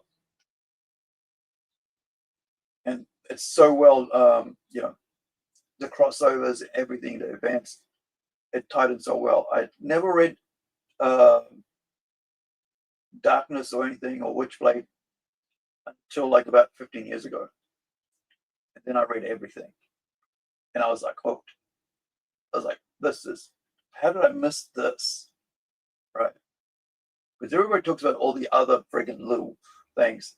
But the greatest Image imprint is, in my, like I said, in my opinion, Top Cut. No, you don't want blue hair. There we go.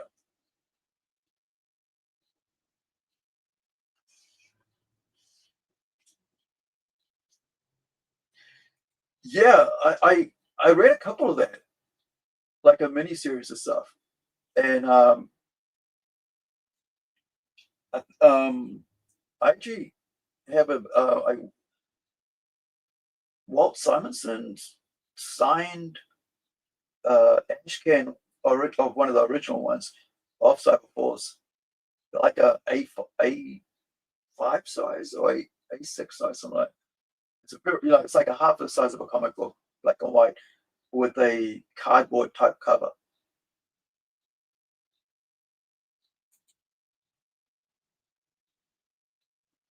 Did they so Tim's saying, hey Tim, do you want to come on? We better be then trying to like answering the chat. I mean, if you want to come on man. Here's let me find me a link, because I'm drawing and talking rather than looking at the screen. So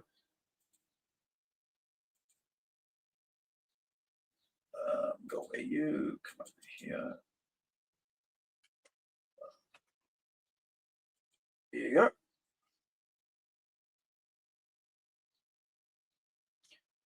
It's gonna be strange because my headphones not working on this new computer. I don't know why. Well, new old computer. So once you pop on, I'll figure out. I'll be probably having to turn my TV high, and that's going to annoy things. So I'm going to try to figure out how to do this without, my monitor.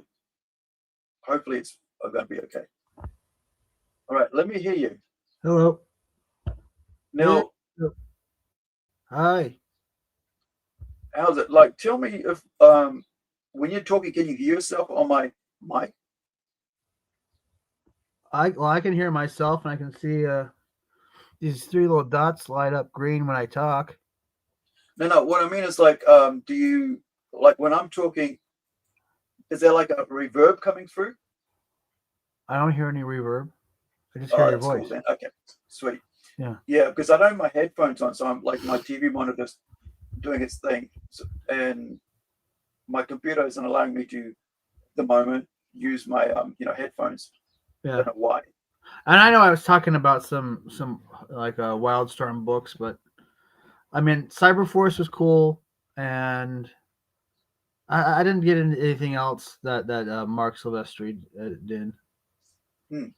But I was more like Extreme Studios, Wildstorm. Extreme wasn't Extreme Rob's? Yeah, that was Rob's. Who was writing there though? I know artists, but I don't know any of the. I don't know. I don't think I remember any writers. Yeah. And I still have not had Rob still hasn't answered my question about after I read the first story arc of Young Blood, how come the Berserkers showed up at the end? There's no there's no page showing how the Young Blood and them met up. It's like they were just there. I kind of feel like you never thought that far. Well, I think I think it was rushed. I think the last book was rushed because it was supposed to end on 4, but they at the end they all of a sudden they have Youngblood 5 on the back of what was it? Not Bloodstrike. It was This is the worst time to have a brain fart.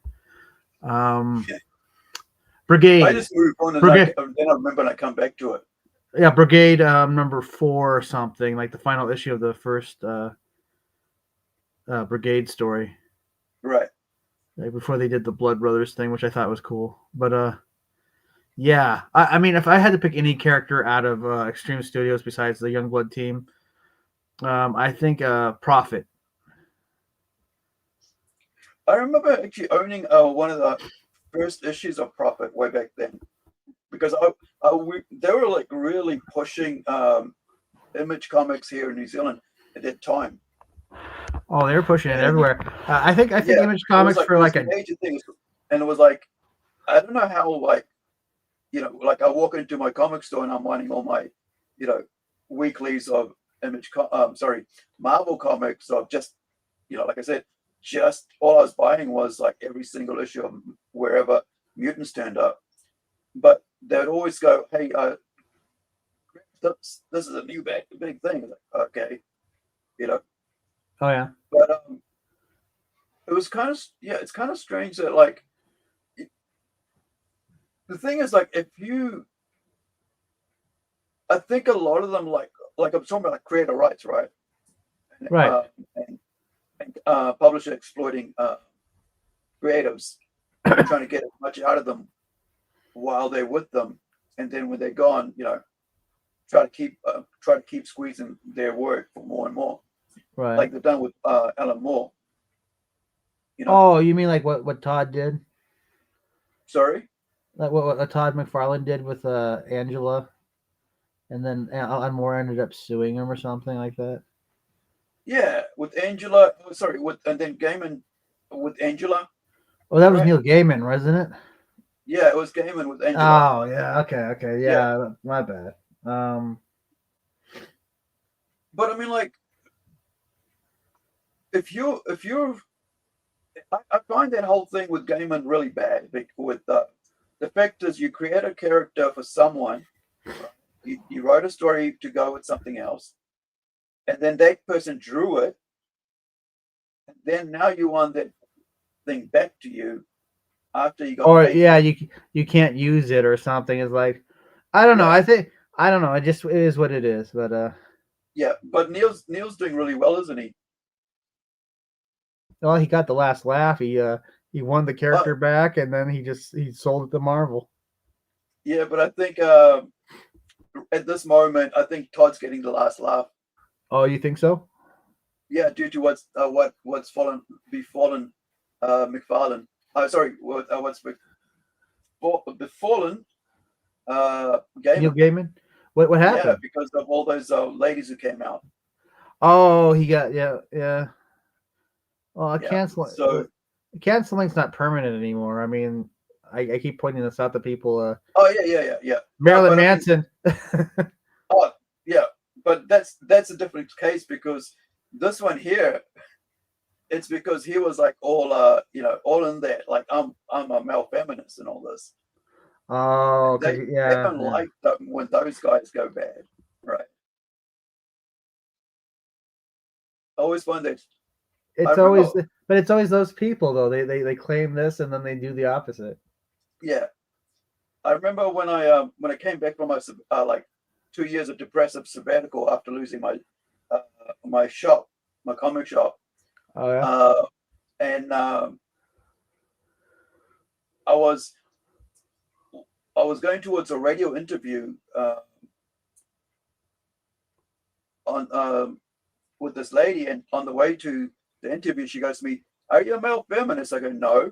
I think women should have the right to do whatever they want. I speak for themselves, right? They don't need me to freaking tell them what to do." Yeah. And that was like, we got along really well after that. Yeah, she actually set me up with my own show. I ended up having 2 shows after that. Oh, cool. About a whole year. Almost ended up with, like, I had a metal show and I had a pop culture comic book show and movie show during the daytime. And then on Saturday nights, I had 2 hours of what I call Headbangers Ball, but with just HED. And play metal and have interviews with local musicians. Oh, you had a podcast. No, a radio show. Oh, Yeah. radio show. Oh, okay. Yeah, and this is like about 2018. Did you ever have any interviews with anybody big? No, I was getting there, but I just after a while I was just like, this is too much. Yeah. I love listening to those old interviews, like the one rare interview where like the big three members of the Misfits were at some radio station somewhere. Right. Yeah, that's so cool. I was just listening to I think it was Banger TV, and they've just released a part one of a two-part. I'm not sure if it's two-part of interview with Mustaine. It's Dave it's Mustaine? like uncut. Sorry. Dave Mustaine from Megadeth. Yeah. It was Yeah. done in February this year, but they released it just this week. No, cool. And, You know, he relearned how to it's play really guitar. uncut. He got nerve damage or something. He had to relearn. Yeah, and then survived cancer, right? I don't know. It Of just the throat. yeah. Yeah, he survived cancer of the throat. So Apparently he's just like he was resting his arm. All of a sudden he woke up and his arm was just numb or something. yeah. Yeah, I was saying earlier on that like for 4 days, I think it was last week. Yeah, it was last week, where I couldn't draw or I couldn't hold a pen because I had severe pins and needles in my drawing hand. Oh yeah, I guess you probably need to give that a rest. Yeah, I tend to now like draw for about 6 hours and then stop. I see. Yeah, so yeah, I think that's all I can manage, and then that's it. Well, I got another show lined up for December. You probably saw the flyer, the advertisement already. Yeah, where are you doing that, man? It's going to be in Caldwell. I have the name of the place. It's some bookshop, and it's going to be it's going to be from 3 to 5. But Rubaiyat Rubaiyat. I feel like I'm going to say it wrong, but it's a books, games, and art store. Right. Yeah.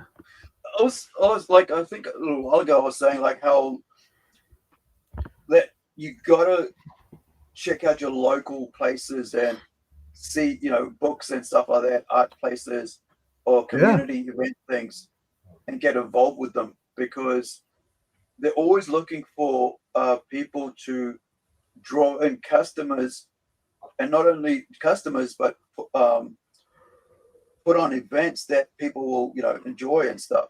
It brings the community together. Well, I got that. I don't want to do that. I don't know Yeah. why. I have no idea either. I mean, you got to start somewhere. Yeah, it's. I mean, if you get out there, you're gonna slowly build your own local community following, and that's gonna slowly, that's gonna be your support base. That's gonna support you for much longer than someone across the world. Oh yeah, but that idea, I was watching a lot of Rainy Draws does those shorts, and one was about your first convention, and she talks about doing small conventions, and I thought, well, I was trying to go across the country to the East Coast. I should have started local. I was kind of putting the cart before the horse. Well, the other thing is the cost, bro. Like, if you waste all that money on the big events, right, you got to make sure you're going to be able to bring, what you have as a product, an amount of merchandise, that you're going to be able to recuperate that. Oh, the one I was trying to go in, I think it was Massachusetts. It was only a 1-day convention. Right. I had a place to stay. I just didn't have enough money for plane tickets. Right. It's just, so that's just like, well, that I can't do that. So I had to get a refund. And by that time in the game, it was like, I can only get half. Yeah. Yeah. So. Yeah, I put on like the last event I was going to put on, which I basically, that's what made me stop it, was I ended up losing all my deposit because they put on this always read the fine print, and I Okay. didn't, right? And so Right. they used this was after a year after COVID, and they used the COVID rules to rip me off. And I was like, yeah, I'm out of this game now. No more conventions, no more, being part of Did you ever putting on. start, Sorry. did you did you ever start doing that again, or No, I just said I'm not going to do it all together. I was like, nah, I'd rather just Huh. concentrate on my own work and just, spend every single, day just working on these comics and working with my, with my team, helping my team, being there for them whenever they need me, and also for my publisher, and not worried about, oh no, I got to spend half my year doing this, well, I'm trying to expand my my reach, and so I have to get involved in public events, or Yeah. else. I mean, because I find it kind of odd that like online is actually the thing that's actually very limiting, and it's actually going out in the real world and doing it that way. That has more Yeah. freedom. I think because I mean like only so many people in this space actually give a shit about comic books. Yeah, well, I think a lot of it's about, it's gone to a point where it's just about drama, right? Yeah, or just about like look how cool I am, or like the kind of person that spends all their time trying to be someone else, and talk about how their comic books are going to take over and blah. Yes, I'm talking about somebody, but I'm not gonna say who. But whoever whoever I'm talking about can go fuck themselves. But like that, it's like, well, okay, that's cool, I guess, for someone. I think it's the thing here is that if you're trying to be a YouTuber, be a YouTuber, Yeah. right? If you're trying to be an artist, be an artist. And I know some people can cross it over and make it work, but see, there's a lot of falsehood that comes with trying to be a YouTuber. Well, they're always trying to be someone else. They're never real about who they are. They have to have like some kind of persona that's not really them. Yeah, it's what they call radio, right? Well, that's like they call it kayfabe or whatever, which Yeah, doesn't make any sense to me because like in wrestling, because that's where it comes from. The wrestler and his opponent are in on it, so it's not like you're the guest and have no idea, and you think this is how this dude is when he's really not. Yeah. And it's always, I don't know. It just doesn't make any sense to me. Well, after a while, it all comes out, right? Everything that's gonna like they say, nothing is ever hidden. Yeah. Right? No matter how hard you try to hide your faults, it's always going to come out. Yeah. Well, and another thing is like do people realize how we are all bombarded with like buy this and this is the next big thing every single day, and you think you're gonna make a book that's gonna totally like revolutionize comic books and you're gonna make millions of dollars and be really famous, and no, it's not gonna happen that way. You're gonna be very disappointed if you think that's gonna happen. It's kind of hard to actually impress people these days. Because they're so oversaturated with buy this, buy that, and then instant gratification right away. Well, the thing is that there is so much of it as well, right? We like here's the thing about this is like I was thinking about this the other day about binge, right? How binge watching has destroyed enjoying TV, right? Oh yeah, you can't. Everything comes out the same day, and you don't have time to enjoy it, think about it, process it. What actually went down, how good was the story, what was the character, and you don't get a chance to actually think about that. However, before, you'd go to work, you talk about it, now you go to work to talk about it, and the next day something else is on. Well, You not don't everybody get has the the right same going, stream I like either. it. What's that? No, not everyone has the same streaming service. Like, hey, did you just see this new show on Hulu? Don't have Yeah. Hulu. I have Amazon. Oh well, shit. Yeah. Or I have Disney Plus, right? Yeah. Oh, and by the way, Disney's going to be raising their fees if you're, if you got Disney. So No, my parents do though. So if I actually saw a pretty good movie yesterday. The Black Hole. oh, the classic. I think I saw that couple. Wait, I saw that. When did I see that? I only saw that maybe a couple of weeks ago. Yeah, 'Cause I that's forgot what it was so about, dark. and, like, I saw that when I was a kid, I barely remember any of it. But when I exactly, watched, that's why I went and saw it again. yeah, Just the other about last month or so. Let me see. that is so dark for a Disney movie. Yes.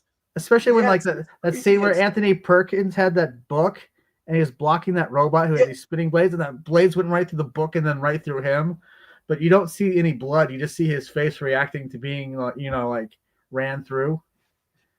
Yeah, I saw it. I forgot to rate it because it must have only been maybe 4 or 5 weeks ago I saw this.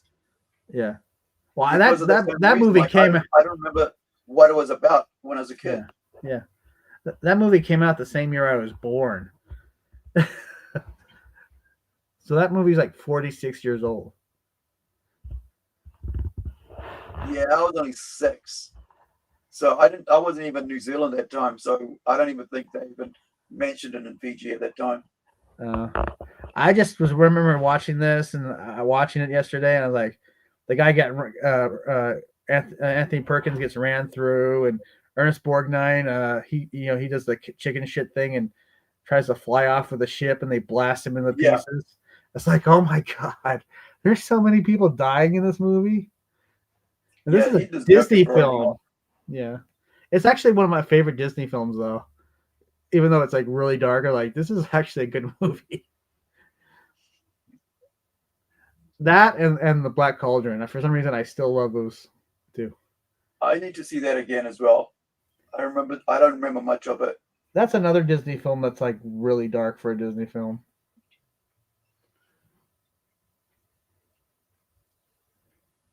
Yeah.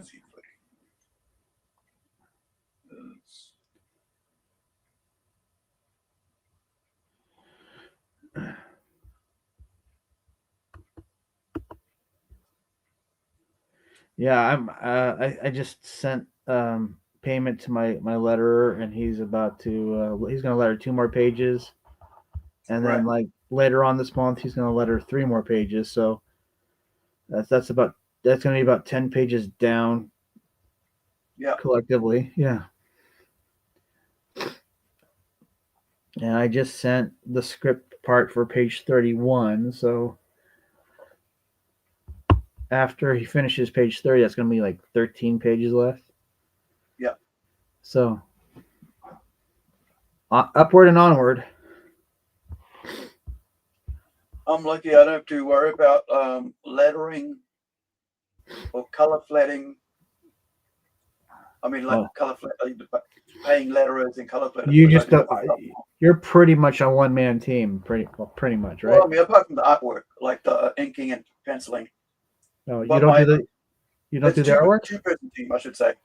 Oh, Yeah, okay. all our teams are two-person teams, except when I need to bring in somebody. Okay, so but who draws this then? Yeah, so the artist on this is Luis Andrade. Oh, really? Huh. And then I'll show you his finished colors. So this is his colors on my flats. Where are we? What's a good one? I don't want to do spoil, but is that one? Oh, here we go. So where's my flat and where's his colors on it? Yeah, this will do. So here's my flats that he's colored. Wow. So what? Yeah. So let me find the And we're only coloring this is because he said, "Oh, let's color our book." I said, "Okay." Okay. So this is my flats. Oh wow, you really did make your page really pop. Yeah. So let me put this side by side. Hold on. This is gonna go there. Come on, give me my. There we go. All right. So there we go. Now you can see that. Whoops. Give me that. So this is that one, and then bring this over to this way a bit more. So this is my flats, right, on the left hand side, and this is his colors on the right.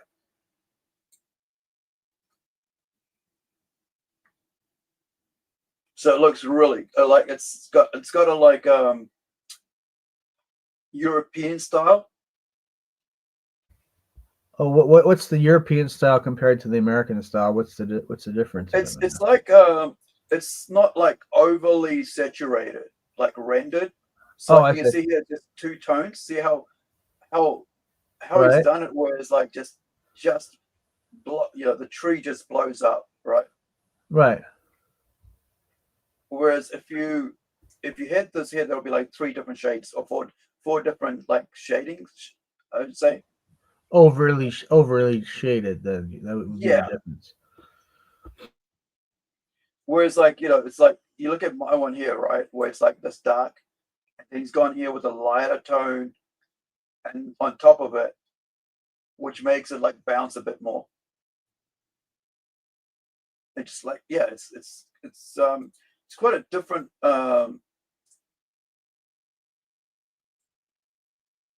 it's like even like these for me it's just like it's like I'm choosing like when I'm doing the flatting, I'm not choosing exact same colors. There's only certain things I'll choose exact same colors because it's got to go with the next pages, but the rest is for him to decide what he wants to do with it. So if we're doing the characters in the car, the most important things here are the character in the car, right? So those have to stay the same color, like red and so on. But anything in the background, he can change to anything. So like I had here greens, and he goes, "All right, we're gonna make that blue." Okay, it looks much better, right? Because it just feels like it's too dark. Whereas this one like really makes it really nice in the daytime because it's around midday.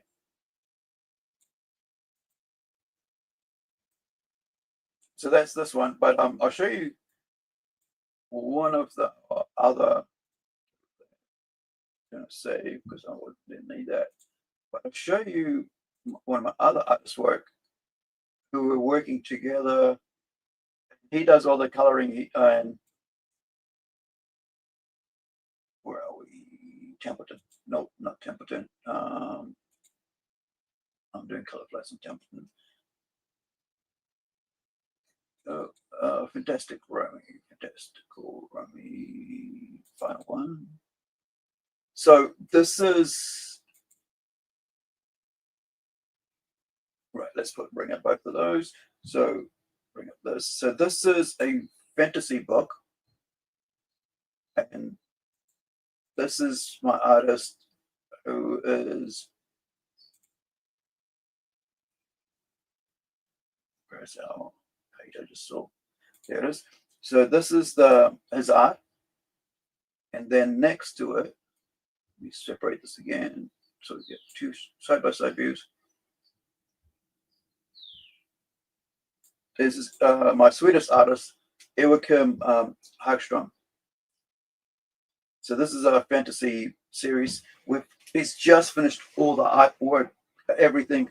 I designed like about 35 different magic wheels, like magic power wheels. And so I think he's just finished that. And then I haven't even had a chance to look through this. The first time I'm looking at this because I've been stuck in coloring and then trying to work through my new computer, sorting out like, well, it's actually old computer, but it's faster than the one I had. So he's been he's just gone through, and he did a new cover as well, without me without me saying, hey, can you do a new cover? He said, oh, I think we need a new cover. I said, okay, cool. And then he shows me without even, he goes, I got this new cover. I go, okay. I see the pencils and I see the inks and I see the color tones. I'm like, wow. And so we're going to be releasing probably about 3 comics at the same time, because I was going to do 6, but like I think I'm going to be strapped for time because I want to get these out before the year's end. But if not, I'll just do it in January. I'm looking forward to next year. Like, I think I'll be done with issue 4 of Melvin. So soon after there'll be a trade paperback. And then I want to do a source book. Because, the more stories you have, sometimes it's hard to keep it straight sometimes. I have to go, oh wait, what did I come up with? So So here's this is my first time seeing them. So see this magic circle? Yeah. So this is what I designed. Every single one of them. So he's gone in there and like colored it and put it in there and everything. And there's like about 35 different ones of them. And so I'm like, man, this is the artist himself coloring his own work. Oh shit. Yeah. And the reason I asked, is that like the Necronomicon or something? Is that a book? Yeah. This is Fantastical Romy. But I mean, is that like I think it's a 30. Hold on, where is my work file? Give me one sec. Work file. It's my Clip Studio setup, and I haven't even added these pages to the work file, because this is my first time I'm seeing with the magic completed pages. But yeah, man, like I think this was supposed to be like black and white as well. And they said, oh, all right, so here's let me get rid of that one. So it is a 40-page comic book.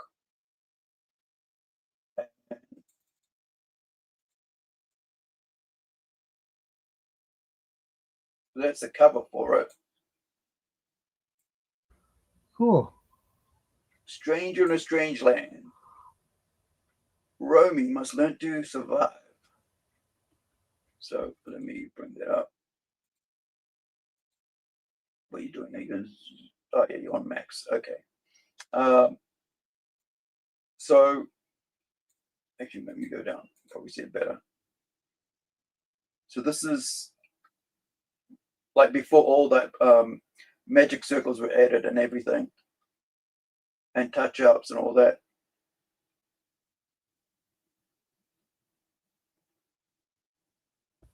Okay. Yeah.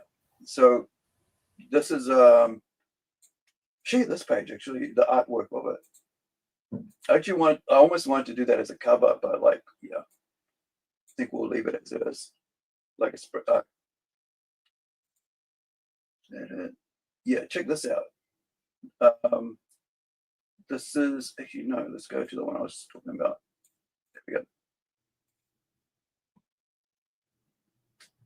This is a 2-page spread. Oh, that's cool. Yeah, this is Ice Dragons versus this Fire Dragons. Fire and Ice. Yeah. How Frank Frazetta of you. Yeah, it's all based in New Zealand, and alternative version of New Zealand called Zealandia. That's where I get my Monkey King of Zealandia from. Okay. Is there an actual Monkey King of Zealandia? Yep. there is an actual Monkey King of Zealandia, and he looks like this. Let me just remove my off there for a second. He actually looks like that. Oh, cool. Yeah. So hold on. Let me just go there. So that's actually drawn by Iwakim. Oh, cool. Yeah. So I said to him, "Hey, man, I've been doing this. So how about I've got this idea for a character that I want to put to a comic book in this world, and I've got a character already, designed, and it's like it's a kind of like a rogue warrior type character, and so it's going to be a part of this universe, and in the future, right? It'll be like a 40-page like a one-shot comic book story or something like that. Whereas this one's a 4-issue comic book. And we've already actually started working on issue, I think, have we actually finished issue 2? I think we might have actually finished inks on issue 2. Oh, yeah? Yeah, let me just see where we at with that. Oh, we almost finished. Okay, so September, we finish. Yeah, we actually finished all the inks for issue 2. I see. Yeah, I still have bits and pieces of what eventually will be the second Ashcan to Zen Odysseus. Yeah. I can't wait to letter the one that's kind of ripping on Shane. That one's funny. I think there were like it's the weird thing is like these guys were bringing out like they came up with ideas for like 6 years ago that was like kind of like a meme thing, right? Right. But you know how like you make a joke years ago, it doesn't work in the future, right? Right. And when you think about it, probably wasn't really that funny back then. Yeah. I mean, the story I have is Zed and Odysseus need money to get off this ice world, right? But Right. so they found out they can go into a fight and win money and use that to pay someone to fly them off that frozen rock. And they end up fighting this one guy who is afraid of handshakes, runs around the ring, and then trips over a stool, and then like it's a little tiny cut, and he wants to throw in the towel. Right. And since the mafia is there, they decide to have him win anyway. So Zen Odysseus solve it by robbing the guy at the end, and all I have to do is threaten to shake his hand. I still think it's funny. Where do you see with everything that's going on, like with indie comics, right? Right. Where do you think where do you think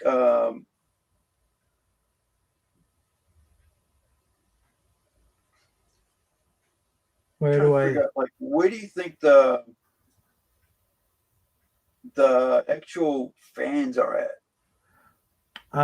I think some are online, and I think a lot of them probably are out there going to conventions or wherever. It's like I was telling someone, it's like, we could always play, in the ballpark, or we could go preach to the Gentiles. Right. Instead of just like always going to comic book fans who will probably buy them. Yeah. Or you could probably interest somebody who's never bought a comic before and have it be their first comic book. Right. I mean, why are we afraid to do that? Why are we always going for the easy thing and not trying the hard thing? Right. I don't know. That's exactly why I went to like Author Palooza, which was basically just people who wrote books, not comic. I was the only comic book creator there, so I kind of stood out.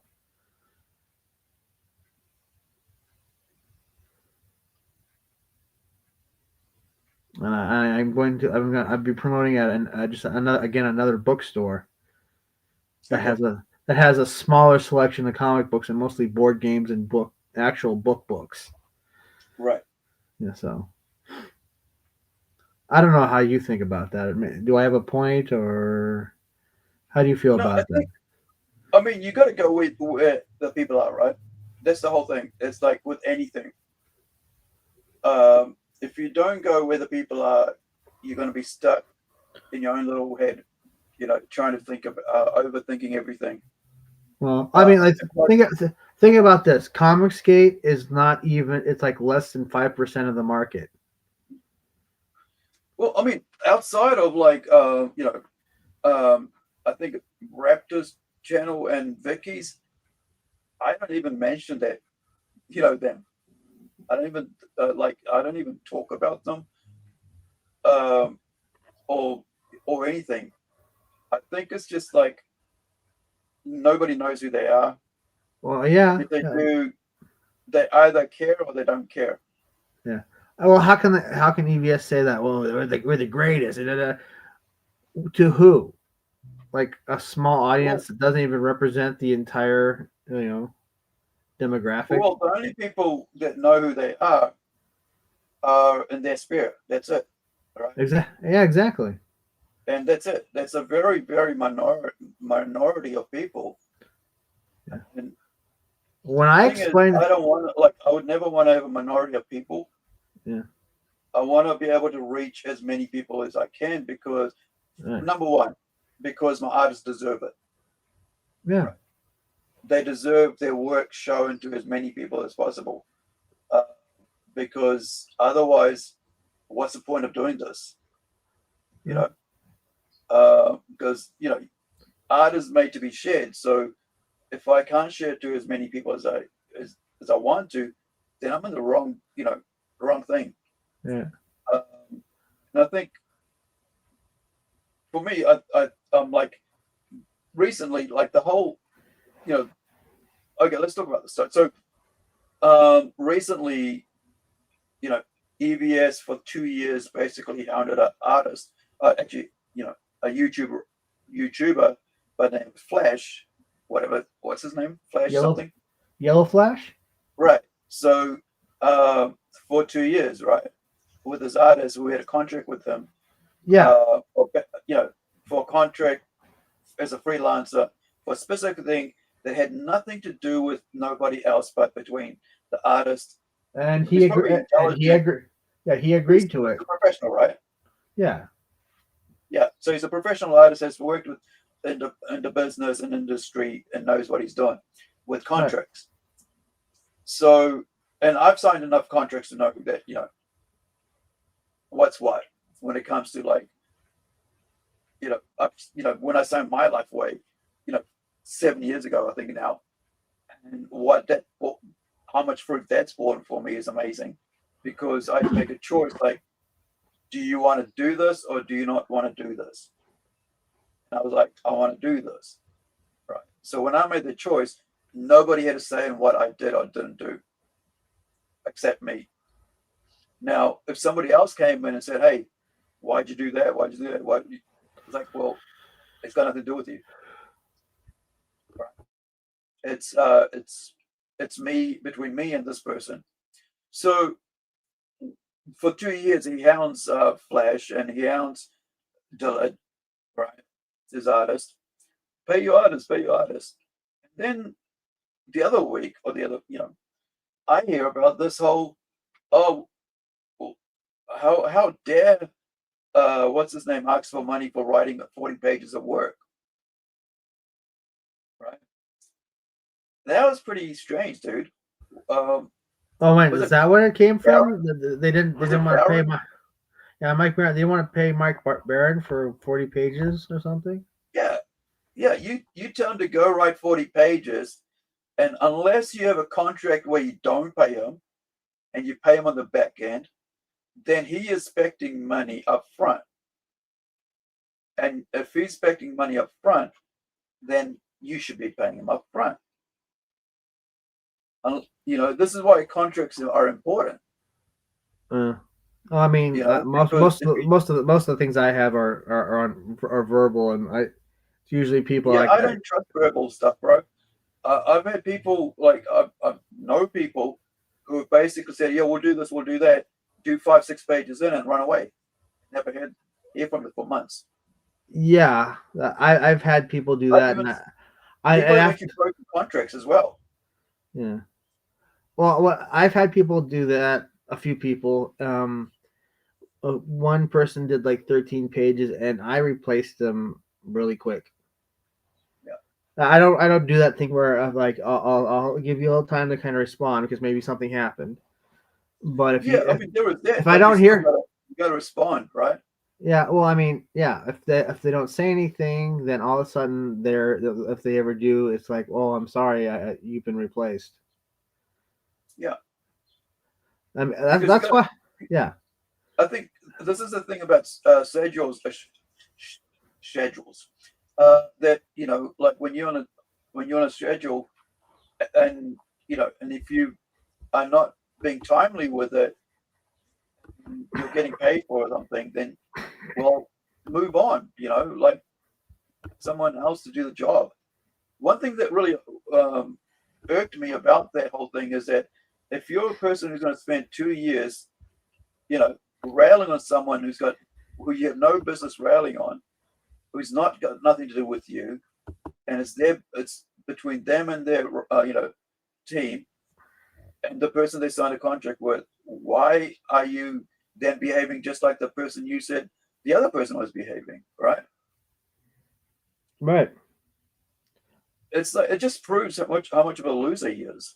Honestly, like anybody who actually listens to EBS, Ethan Van Sciver, and about comics and how things should be done is pretty stupid, I'd say. Because, well, I mean, they said these people in EBS's sphere will say, Matt Barr has a head wound, and then it's like he's like, no, he doesn't, and they just it's like they don't hear you saying no, he doesn't have one. And it's about enemies, right? It's like, hey, I got my sphere of people, I've got my cult, and my whatever to my cult, they'll believe it. So then the cult will go out and spread the gospel of the cult, right? And so that's all it is. It's just like that's why I always called them the cult. It's a cult. I always called CG cult because it's the same behavior. Because I've studied cults, and I know the behavior of cults, and I've studied religions. So is in a cult, if somebody acts out of line, all of a sudden they're the enemy. Yeah, it's like what Jehovah's Witnesses do. You get excommunicated, right? And where do you think EBS learned all that stuff? How to excommunicate people, how to tear people down? Because he's a Mormon. Yeah. You look at all the things that happen in that in that religion, right? In that cult, how there's so many abuses and stuff, and that was hidden away in that thing, and what their leaders did and stuff. Right? A lot of things have come out that people that don't actually look into those things and study those things are aware of. Is that why he hates black people? Well, it's part of the religion, right? Yeah. Because don't they believe that what do they believe about black people? Well, they're supposed to be they're of mud, bro, isn't it? If I'm sorry, I might be wrong, but if I remember right, it's been a long time. Something about like their skin is tainted from something, or they're supposed to be like the evil of the earth or some shit like that.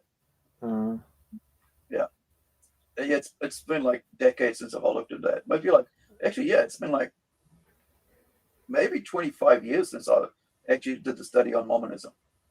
I don't look at me. I was raised Lutheran, so.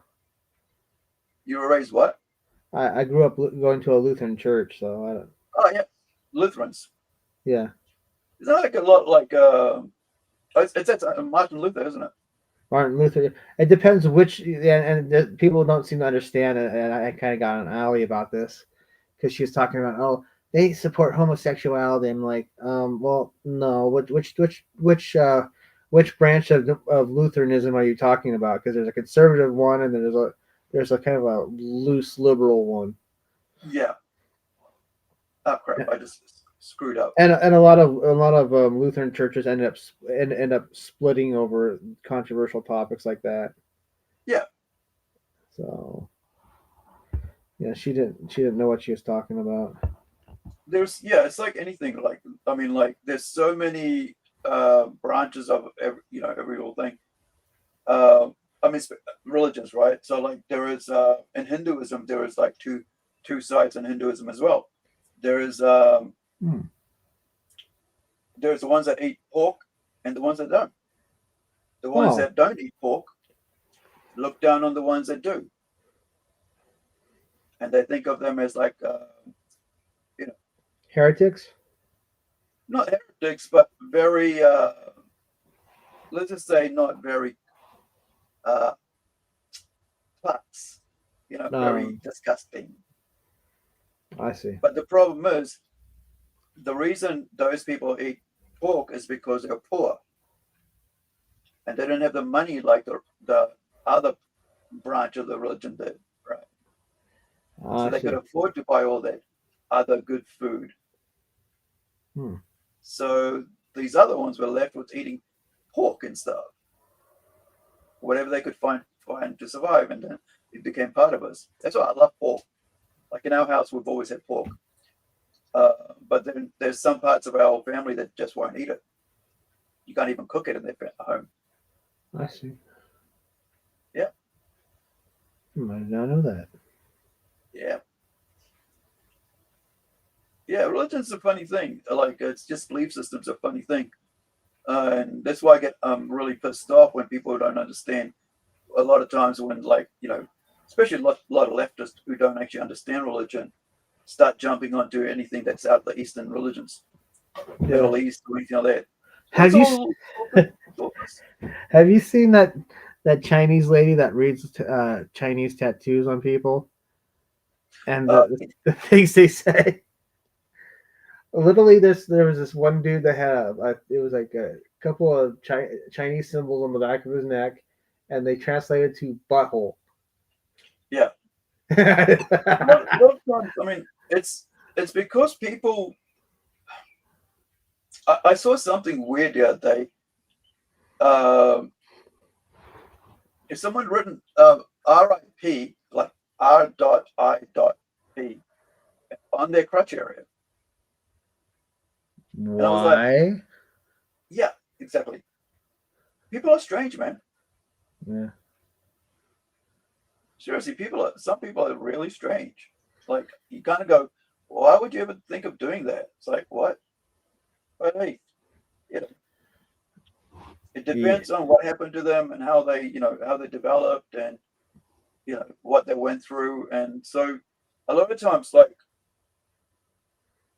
I've learned over time, right? Like a lot of people are very nuanced, and you don't know about what they've been through or their experience and how they behave and why they behave that way until you sit down and talk to them.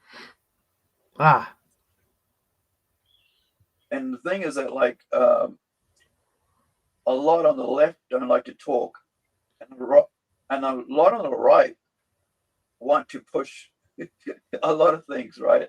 So they all, I was listening to something the other day, debate, and this, what I would say, like a religious right person, right? And I mean that not like a normal conservative. I mean a religious right person. Yeah, right. I was talking about how they want this, and this, and I'm like, that sounds like communism and socialism and also Islam, Sharia. I was like, how do you justify that as a Christian? Right?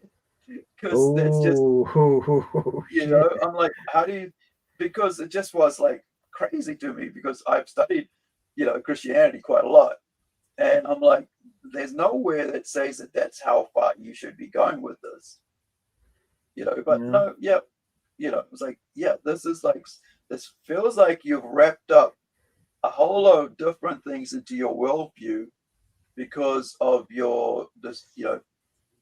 because of probably your upbringing, not upbringing like from home on religion, but actually your upbringing when you went to college, right? When you went to university, when you hung out with other hardcore people, and you saw things that that you couldn't understand, and that you didn't, and you came away thinking, yeah, I don't like that, therefore that nobody should be allowed to do that, kind of thing, So, so my thing was like, well, my answer to that was, when the Pharisees, and the rabbis, whatever, and the leaders brought the prostitute, I think it was Mary Magdalene at the time, to Jesus, and they said, well, hey, yo, Rabbi, yo, yeah, she was laying with a whole bunch of people. We caught her. What should we do with her? Right? Right. And he goes, so which one with you is without sin? They can throw the first stone at her. Because I mean, according to the Old Testament, the law stoned adulterer, right? Right. And so In that case, they're all adulterers. Right, the extreme right will go, yeah, this is what you want to do, man. Isn't that what you're going to do? It's in the book, right? You got to do that. But then, Jesus go, well, yeah, dude, you be the first one to you want to be the judge. Go, you go and start throwing stones at her if you don't have any sin in you. So the way it worked out was the older ones left first because they had the most sin, right? Right. And then the younger ones left last because they had the least sin. That's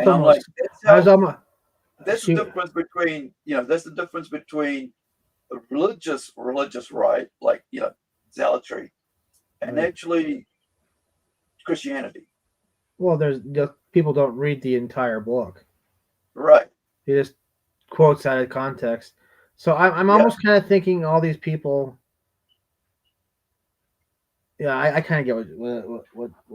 Oh no, there was the other thing, right? So somebody started going on about, well, Lot's daughters. And I'm like, as like an excuse, that this is what happens in the Bible. I was like, no, the reason Lot's daughters went and got and that situation happened with their dad was because they were afraid, because there's no men around and they wanted children, right? So from what I remember, it's been a long time since I read it. So they got their dad drunk. There's nobody there. There's no men for them, and they got filled with lust, right? They gave in to their lust. They couldn't wait. They didn't know. They didn't want to listen to the plan that God had for them, right? Because Lot was like, "Yep, God's going to provide." The girls were like, "No, nobody's coming. No." Right. So let's get, let's lay down with our father, get him drunk, and have children through him, and committed sin. Made their father commit sin, and the same thing, just like the whole thing with Adam and Eve situation all over again. Yeah. So crazy. Yeah, and I think a lot of people just like to use things out of context without actually reading the whole thing, because that's what they heard, right? They heard Lot, Lot's daughters. Lot slept with his daughters. I was like, no, his daughters got him freaking, went and fermented wine and got him drunk out of his head, and then when he was asleep, they got with him, and he wasn't none the wiser. And then he's like, "What the hell happened?" Well, I mean, if he's knocked out, how could he knowingly sin though? Yeah, but that's where that comes in. Like, he who is without sin, right? Right. Judgment. Yeah, that's why I think a lot of people well, need to really study what they're talking about before they start, repeating I reckon. what somebody somebody else, or they heard somebody else say, right? I recommend studying the Reformation too. Then you'll understand because Yeah. it goes into like how different churches were started and like the different schools of Yep. thought they had. Like I think Lutheranism is about like biblical Nicene, scripture the and Nicene Creed. yeah, Nicene's Creed. I know that one. I Yeah, don't know if I can it's still. one of the most important papers, if I remember right. Yeah, well, there's the Lord's Prayer too. Yeah. See, what is like words without deeds is nothing. That's one of the most important things. Well, right? I think Catholics are about working off your sin. Lutheranism is like grace and scripture and alone. Yeah. And then there's some that like the idea is like there's a predetermined damned and predetermined saved. Yeah. And that was based on. It was crazy the other day. Actually today I think I read somebody had posted in a comment to a post from somebody else on here, and it was like, "Oh, in the end, it's all going to be gone anyway." I was like, "What do you mean? So you do nothing?" We're all going to go. It's all going to end one day anyway. So what? You're not going to like in the meantime help people, right? In the meantime, try to be a better person. People in pain, like who are getting harmed. Yeah. Yeah, it's like it's also like comes into defeatism. There is that in Christianity as well. Depending where you're at, which where they got that thing, like you're talking about predetermination, right? That comes from that. That defeatism comes from that. It's like, well, eventually, God is coming, and all this, and in the meantime, don't worry about it. But then, why did Jesus go and do likewise? As I right? Right. So yeah, I think a lot, that's why I think that for me, if I was to be anything, I would be a Christian. Because from all my studies I've done, and I don't mean like Christian in the sense of like the word, I mean sorry, the name of it. I mean actual living it. Kind of hard to do. It is. We all fall short of the glory. Yeah. Except, basically I think the thing was like what I've found was like that if you gotta like temper your grace with works, and you gotta like be forgiving as you expect others to be forgiving of you. So you realize your weaknesses, right? And by realizing your weaknesses, you are actually more graceful when it comes to other people's weaknesses as well. But the problem is a lot of people rather look at others than look at themselves first. Right? The man in the mirror, right? Yeah, like it's kind of like how they judge the Soska sisters, and then like, well, look at what they're doing. They're not doing that now, though. Yeah, and that's the whole thing. I think you have to. You can't point. Like the other thing is like you point one finger at them. There's three pointing back and one pointing up to God, right? That's the whole the hand analogy. I didn't hear that last part before. That's the first. That's a new one. Oh, you mean the hand analogy where like you have one finger pointing, you point a finger towards that person. You got one thumb. You got your thumb pointing up to God, and you got three fingers pointing back at you, right? Oh, okay, yeah, I can see that. Yeah, so it's always, I found like, I mean, if you want to, if you are, if you want to have grace shown to you, you got to show grace first, right? Right. That's why, like, that's why I think the most important thing, like, the most important thing is ever is like, what was it? Do unto others as you want them to do to you. Is I think it's and treat your neighbor as yourself. Do unto others as you want them to do to you, and treat your neighbor as you want to be treated yourself. Yeah. Something like that. I think that was a golden rule. I will be right back. I gotta go take care of something. Yeah.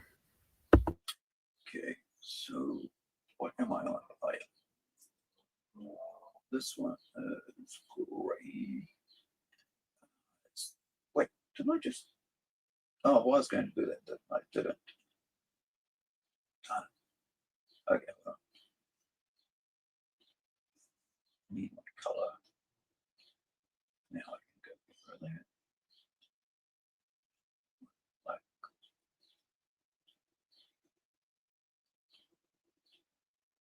so this is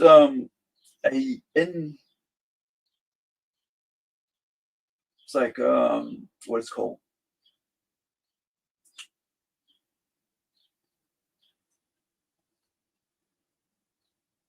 This is like an aftermath of a situation, and we get some revelation in this page from Hala, but it's just before something happens, major happens. So at the moment, myself and wait, I just oh yeah, that was it. So at the moment, Louise and myself were coloring this these pages we've finished, and he's already started. We actually finished. Well, we started planning out issue 2 while we're doing issue 1. So all the outline pages were set up for issue 2 before we even started coloring page 1, issue 1. So hopefully issue 2 will be faster because I'll get faster color plating. But we already have started issue 2. Because my aim was like to try to get 1 and 2 done before releasing 1, or have 1 partly finished. Issue 2 partly finished before we start releasing issue 1, because it means that we'll be able to get issue 2 out to backers, customers, readers faster with the second issue. But we'll see. You never know what happens in, like my hand, not being able to use it for 4 days. That wasn't good. Just lying there going, work, damn you, hurry up and work. What?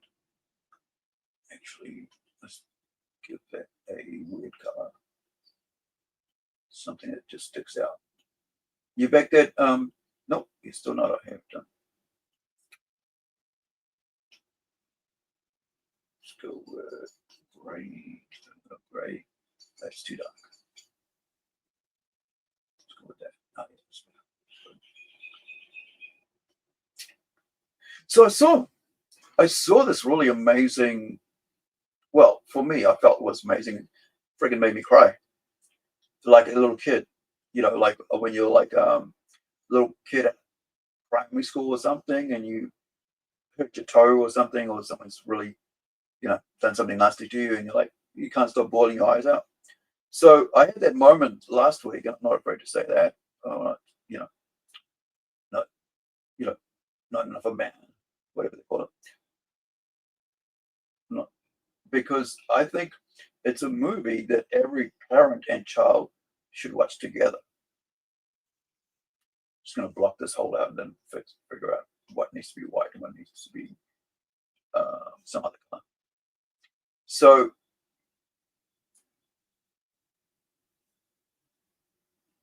hello, I'm back. All right. So have you ever watched a movie called where is it? Come here, you. Let me save this.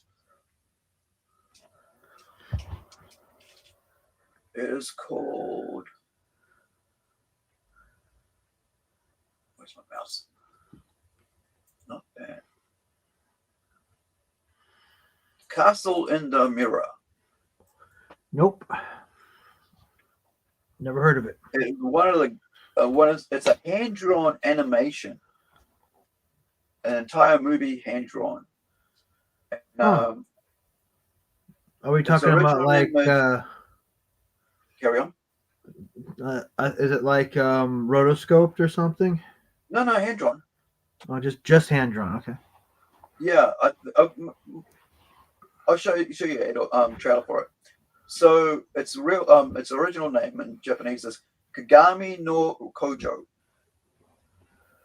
and it's this it's a must watch with parents and kids. I Really? reckon it's one of the why can't Why is it a must watch for parents and kids? because it deals with school. Oh, okay. And It's an educational film. No, No? it's a fantasy story about these kids. Oh, okay. But it's what was I doing? Oh, here we go. Come here, leave there. You come here.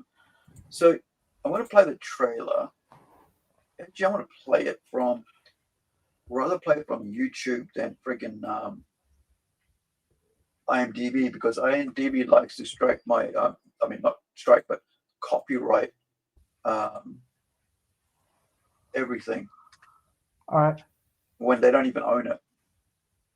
So let me see if I can find English.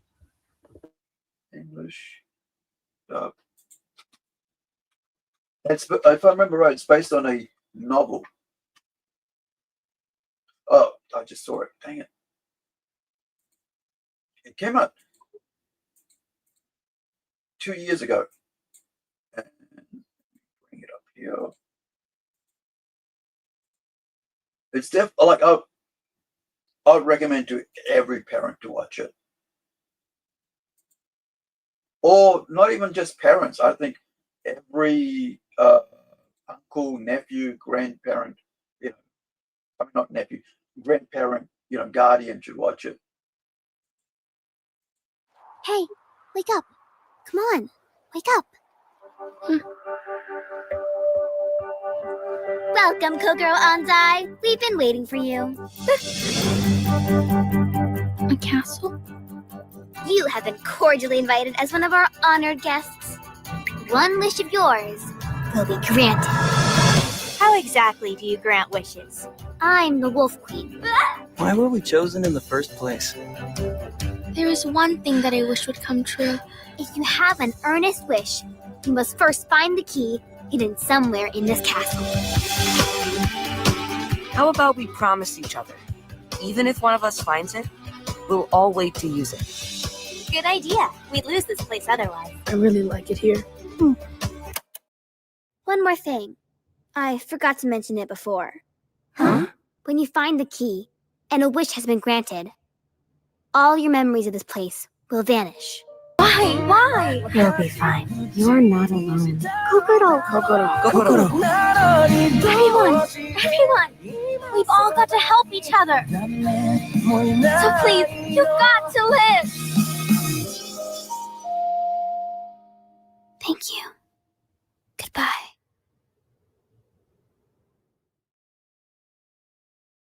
Wow, what a touching movie.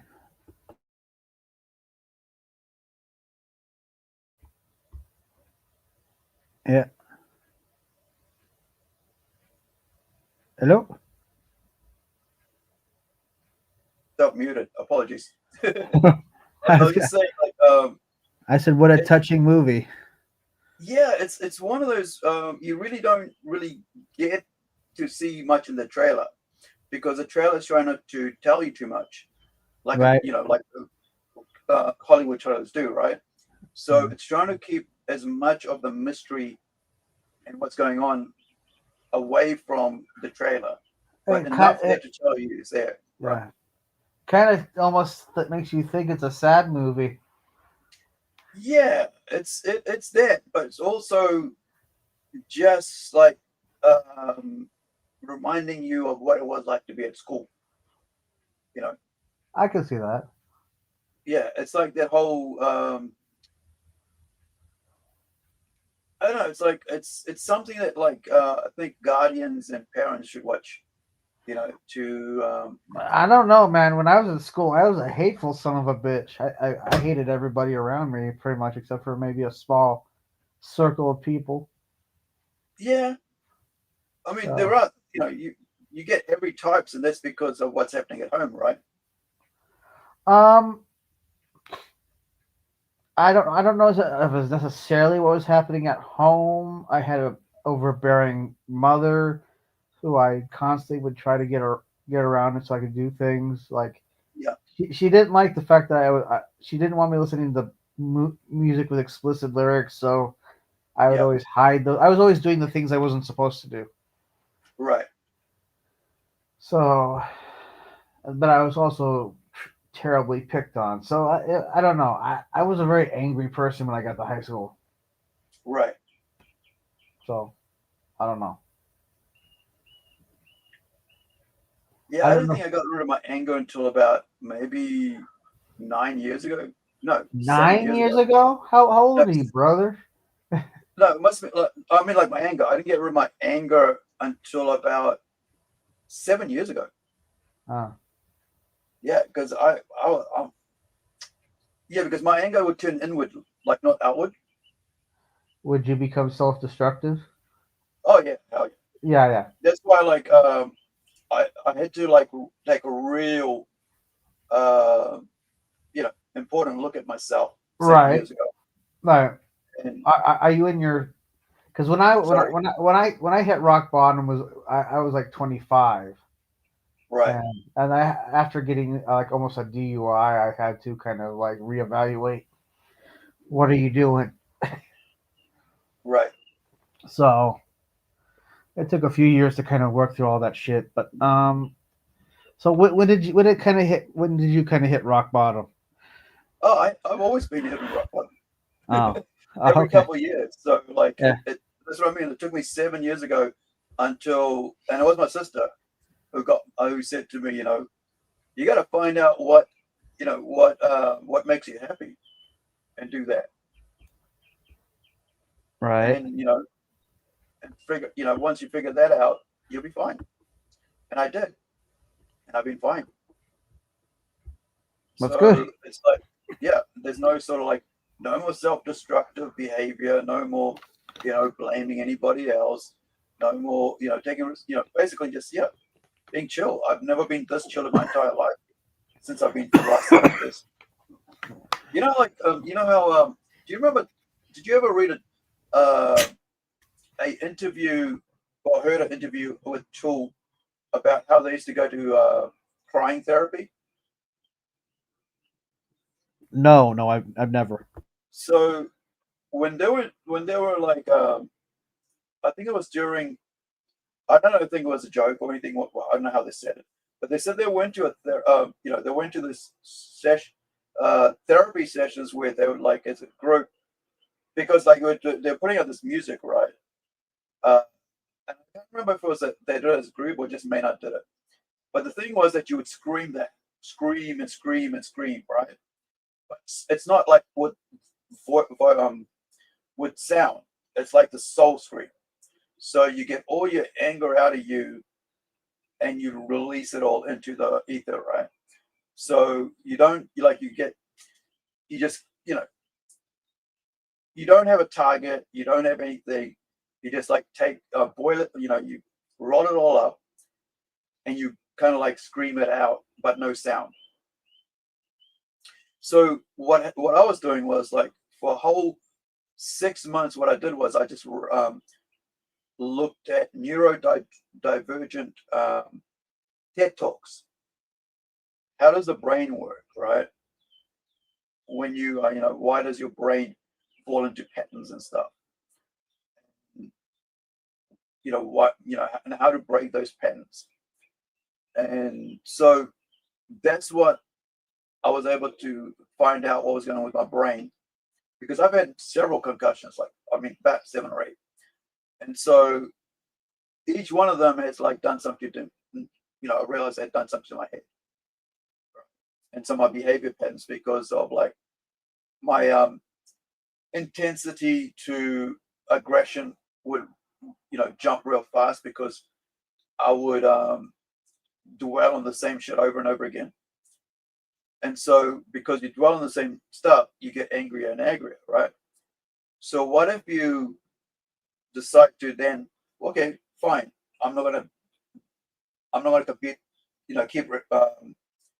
keep repeating this whole thing again over and over, right? And so then you grab that and you go, all right, well, I'm now going to go into the bathroom, put the shower on, and I'm going to stand in there under the water and I'm going to scream my silent scream. And I don't know, it's not some wacko thing, for me to think about. It's just like, I'm just tired of this shit, and I can't be bothered carrying all this luggage, right? And so you just scream that luggage out. No, I don't want that. No. So it was like for several weeks I did that, if I remember right. And after a while, I was like, oh, I feel better. So whenever I would like say something negative would come to my head, I'll go, yeah, nah, yeah. Then I already dealt with that. Oh, yeah, that's gone. Nah. So you know how they say I think it's about 21 days of repetition becomes like a habit. And so I did, basically, I think it was like about 3 weeks or something, 4 weeks.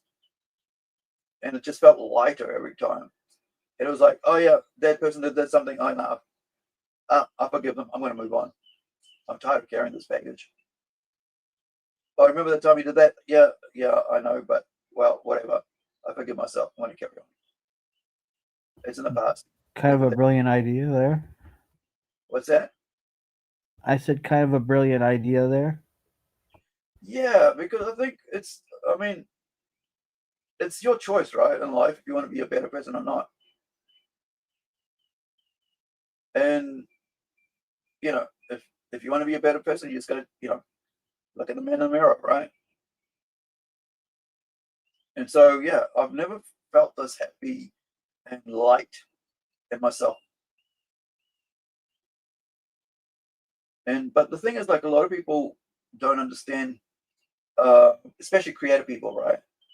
Because we think our brains think differently. Our brains think in patterns, right?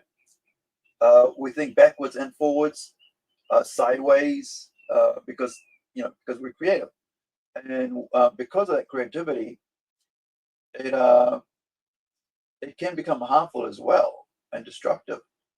So the energy's got to go somewhere, and usually because we're creative, it becomes either towards us or towards somebody else. But mostly, depending on how you're raised, it'll come, it might go towards other people. And that can be very dangerous for other people, as well as for yourself, but mostly for, get you in a lot of trouble. But yeah, ownership, man. You got to own your shit before it owns you, right? As they say. There you go. Yeah. Sorry, I tried to hit my mute. I tried to unmute myself. Yeah, I agree. Yeah, I think. Yeah, you can't, like. There's a lot of people, like, you see all these people like in the middle of the road protesting and stuff. Yeah. I kind of wonder, like, how much of their own lives are full of bitterness and drudgery and misery, right? Honestly, I don't. Because, I think what you have are people. I mean, if they're legit there for something, I think they have no purpose, so they're trying to find a purpose, and they're just lost. I think they're just lost people. Although some people claim that they're hired actors. Oh yeah, that too. So there are those as well. They're the useful idiots and hired actors, right? But the other thing is, like, see, when you're well in yourself, mentally healthy, you don't have time for that sort of shit. You really don't, because you're like, I got to take care of business. I got to take care of myself. And the whole thing is, remember how, like, I think before, like, there's a whole thing where I can't remember who said it, but it's about like you gotta fix your own self before you start fixing other people.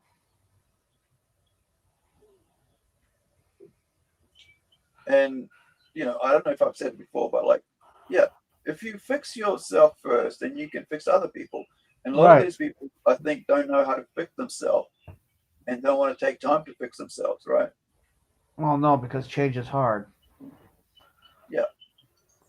It's I think we might better have said that some other time. Huh? I think we might have said that some other time. I'm having a bit of deja vu. Oh yeah, I've said that in several chats. I've also said words are hard, but yeah, Well, like they say, actions speak louder than words, right? that's true.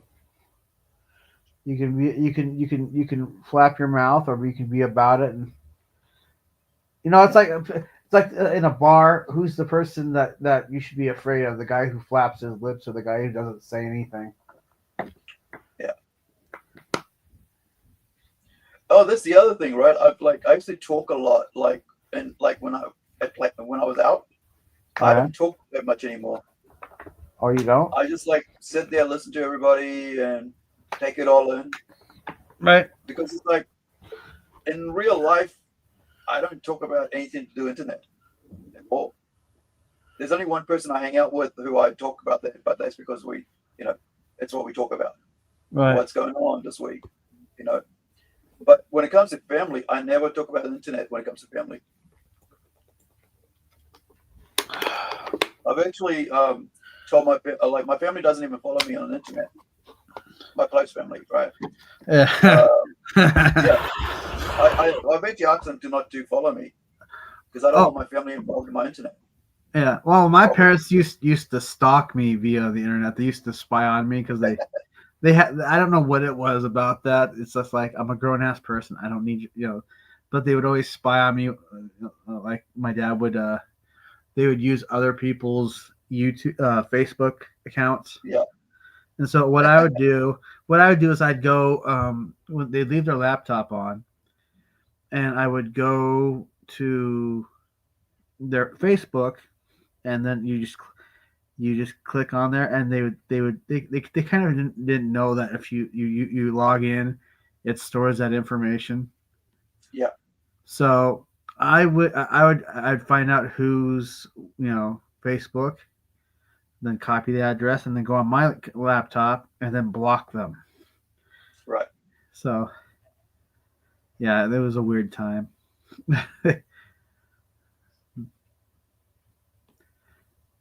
Yeah, like I said, I had overbearing parents. Well, I think they were probably just looking after you, but I think in the wrong way. Exactly. Exactly. However, I'd rather have that than have parents who don't care at all, man. I guess when I got older, I kind of felt the opposite. I kind of you didn't want them to be there. I kind of didn't want them not to. I wanted them not to give a shit. Right. But then again, at the same time, you want to talk to your family about, hey, look what cool thing I'm doing this week. Yeah. So I don't know. I guess that's I can't actually. So I know that I rent a room in a house more close to my work. Yeah. So I don't have to talk to them all the time. I see them like once a week, and it's wonderful. Cool. It's wonderful. Yeah. I mean, I hadn't done my laundry, so my mom's insisting on buying me pants. I'm like, all right. Well, it's like the thing is like that's one thing that's on my list. Like when my mom buys me stuff, I just take it. Yeah. Because that's their way of showing love when you're older. Yeah. It used to annoy me because it's like it was already on my list. I just couldn't find the time to do it yet. Yeah. And they're going, so now I'm like, okay, that's just one thing I can just mark off my list already. So thanks, that's convenient. Yeah, I'm always happy to get socks and underwear and clothes now. When I was a kid, I used to hate that. But I'm like, yeah, bring it on. That's one more thing I don't have to worry about buying. because the flip side is I don't have to see them, Yeah. except maybe one time a week. Right.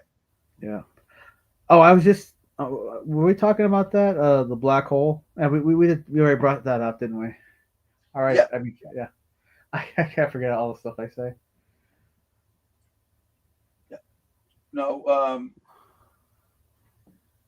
Let me see if I get that right. Yeah, that looks pretty cool. I think it's cool now. I also just spotted on YouTube a movie that has Johnny Rotten, also known as John Lydon, in it. Yeah. What movie is that? Order of Death. Heard of it. I think has Harvey. What's his name? He always plays like really tough cops. Was it Harvey Keitel? Yeah, I think he's in it too. All right. Yeah, came out in 1983. So that would be his post Sex Pistols era. Right. Yeah. Yeah, it's like the full movie. I don't think it's like a really well known film. Yeah, I've never heard of it. I think I saw it one time. I don't know if I had it on VHS or something. Yeah. I didn't. It's like that's so weird. Seeing him he wasn't even a good actor. Well, it's like it's more about like name pull, right? It's like brand pull. So he's probably there because he knew someone who was involved with some, in the industry. Yeah. And so, Yeah, it was during his Public Image Limited era. Yeah. And I think he did mention something about dabbling with film soundtracks. Right.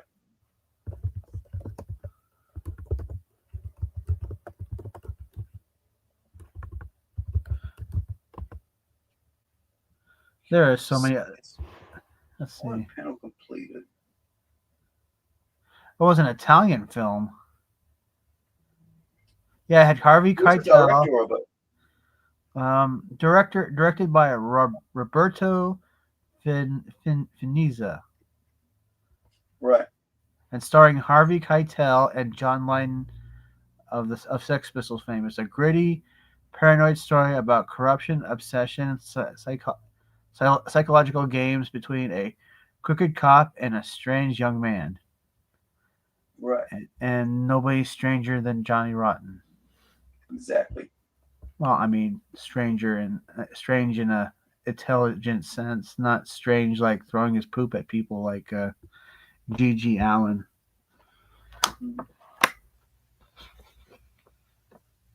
Yeah, I haven't looked into G.G. Allen that much. Oh, you don't want to. Yeah. I told somebody if he was still alive today, you couldn't force me to go see him at gunpoint. I wouldn't. I'd rather take the bullet. That guy was disgusting and insane.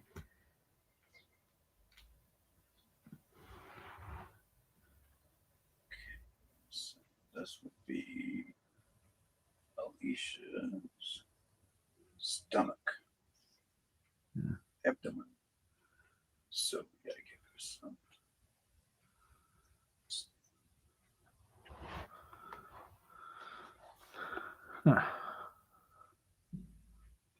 All right, I'm gonna. I think that's me for today. Oh, okay. I've been up since like yesterday, and I've already done. Did this page earlier on. Right. Throughout the night. I noticed the artwork's not really stylized; it's just art. Yeah. Yeah, it's just there, and it's doing what it's got to do. But I'll show you. Well, you know, like how like Rob Liefeld's artwork is really stylized, or Jim Lee, or what have you. They have really stylized art. Yeah, I think it depends what you're after, really. You know, this stuff. But, like the thing here is that like our characters are simple, but we've got some. This is like a it's a horror comic book, fantasy horror comic book.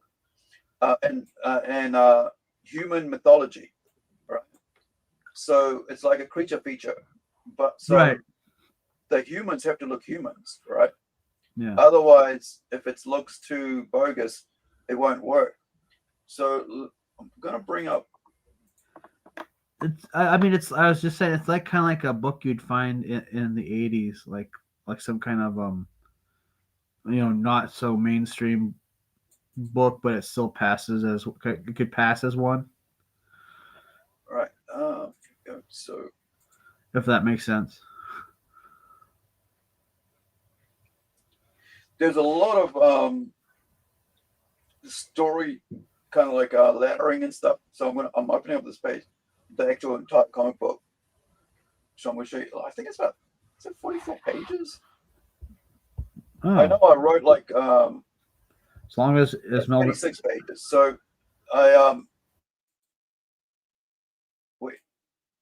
Yeah, it's 29 pages of artwork. Oh. Yeah, so it's 29 pages of artwork. And this is just a rough setup. So this is the opening page.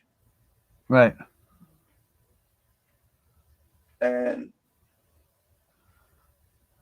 how are the kills in it, though?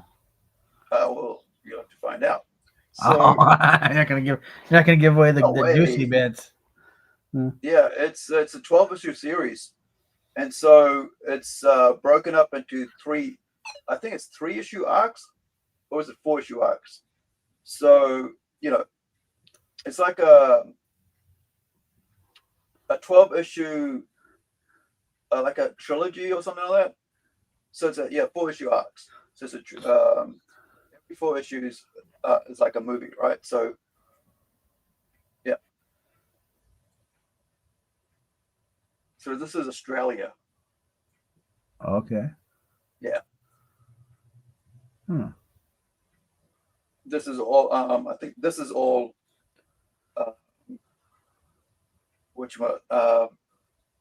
Yeah, this is all Louise's work.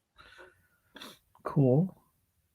Yeah, all his art and all his colors. So let me get rid of the text there so you can see. There you go. Oh, nice.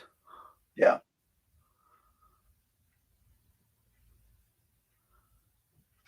People working. There's the main character working. Construction. Yeah, oh, he's a construction guy. I see. Yeah. That's him on his motorbike.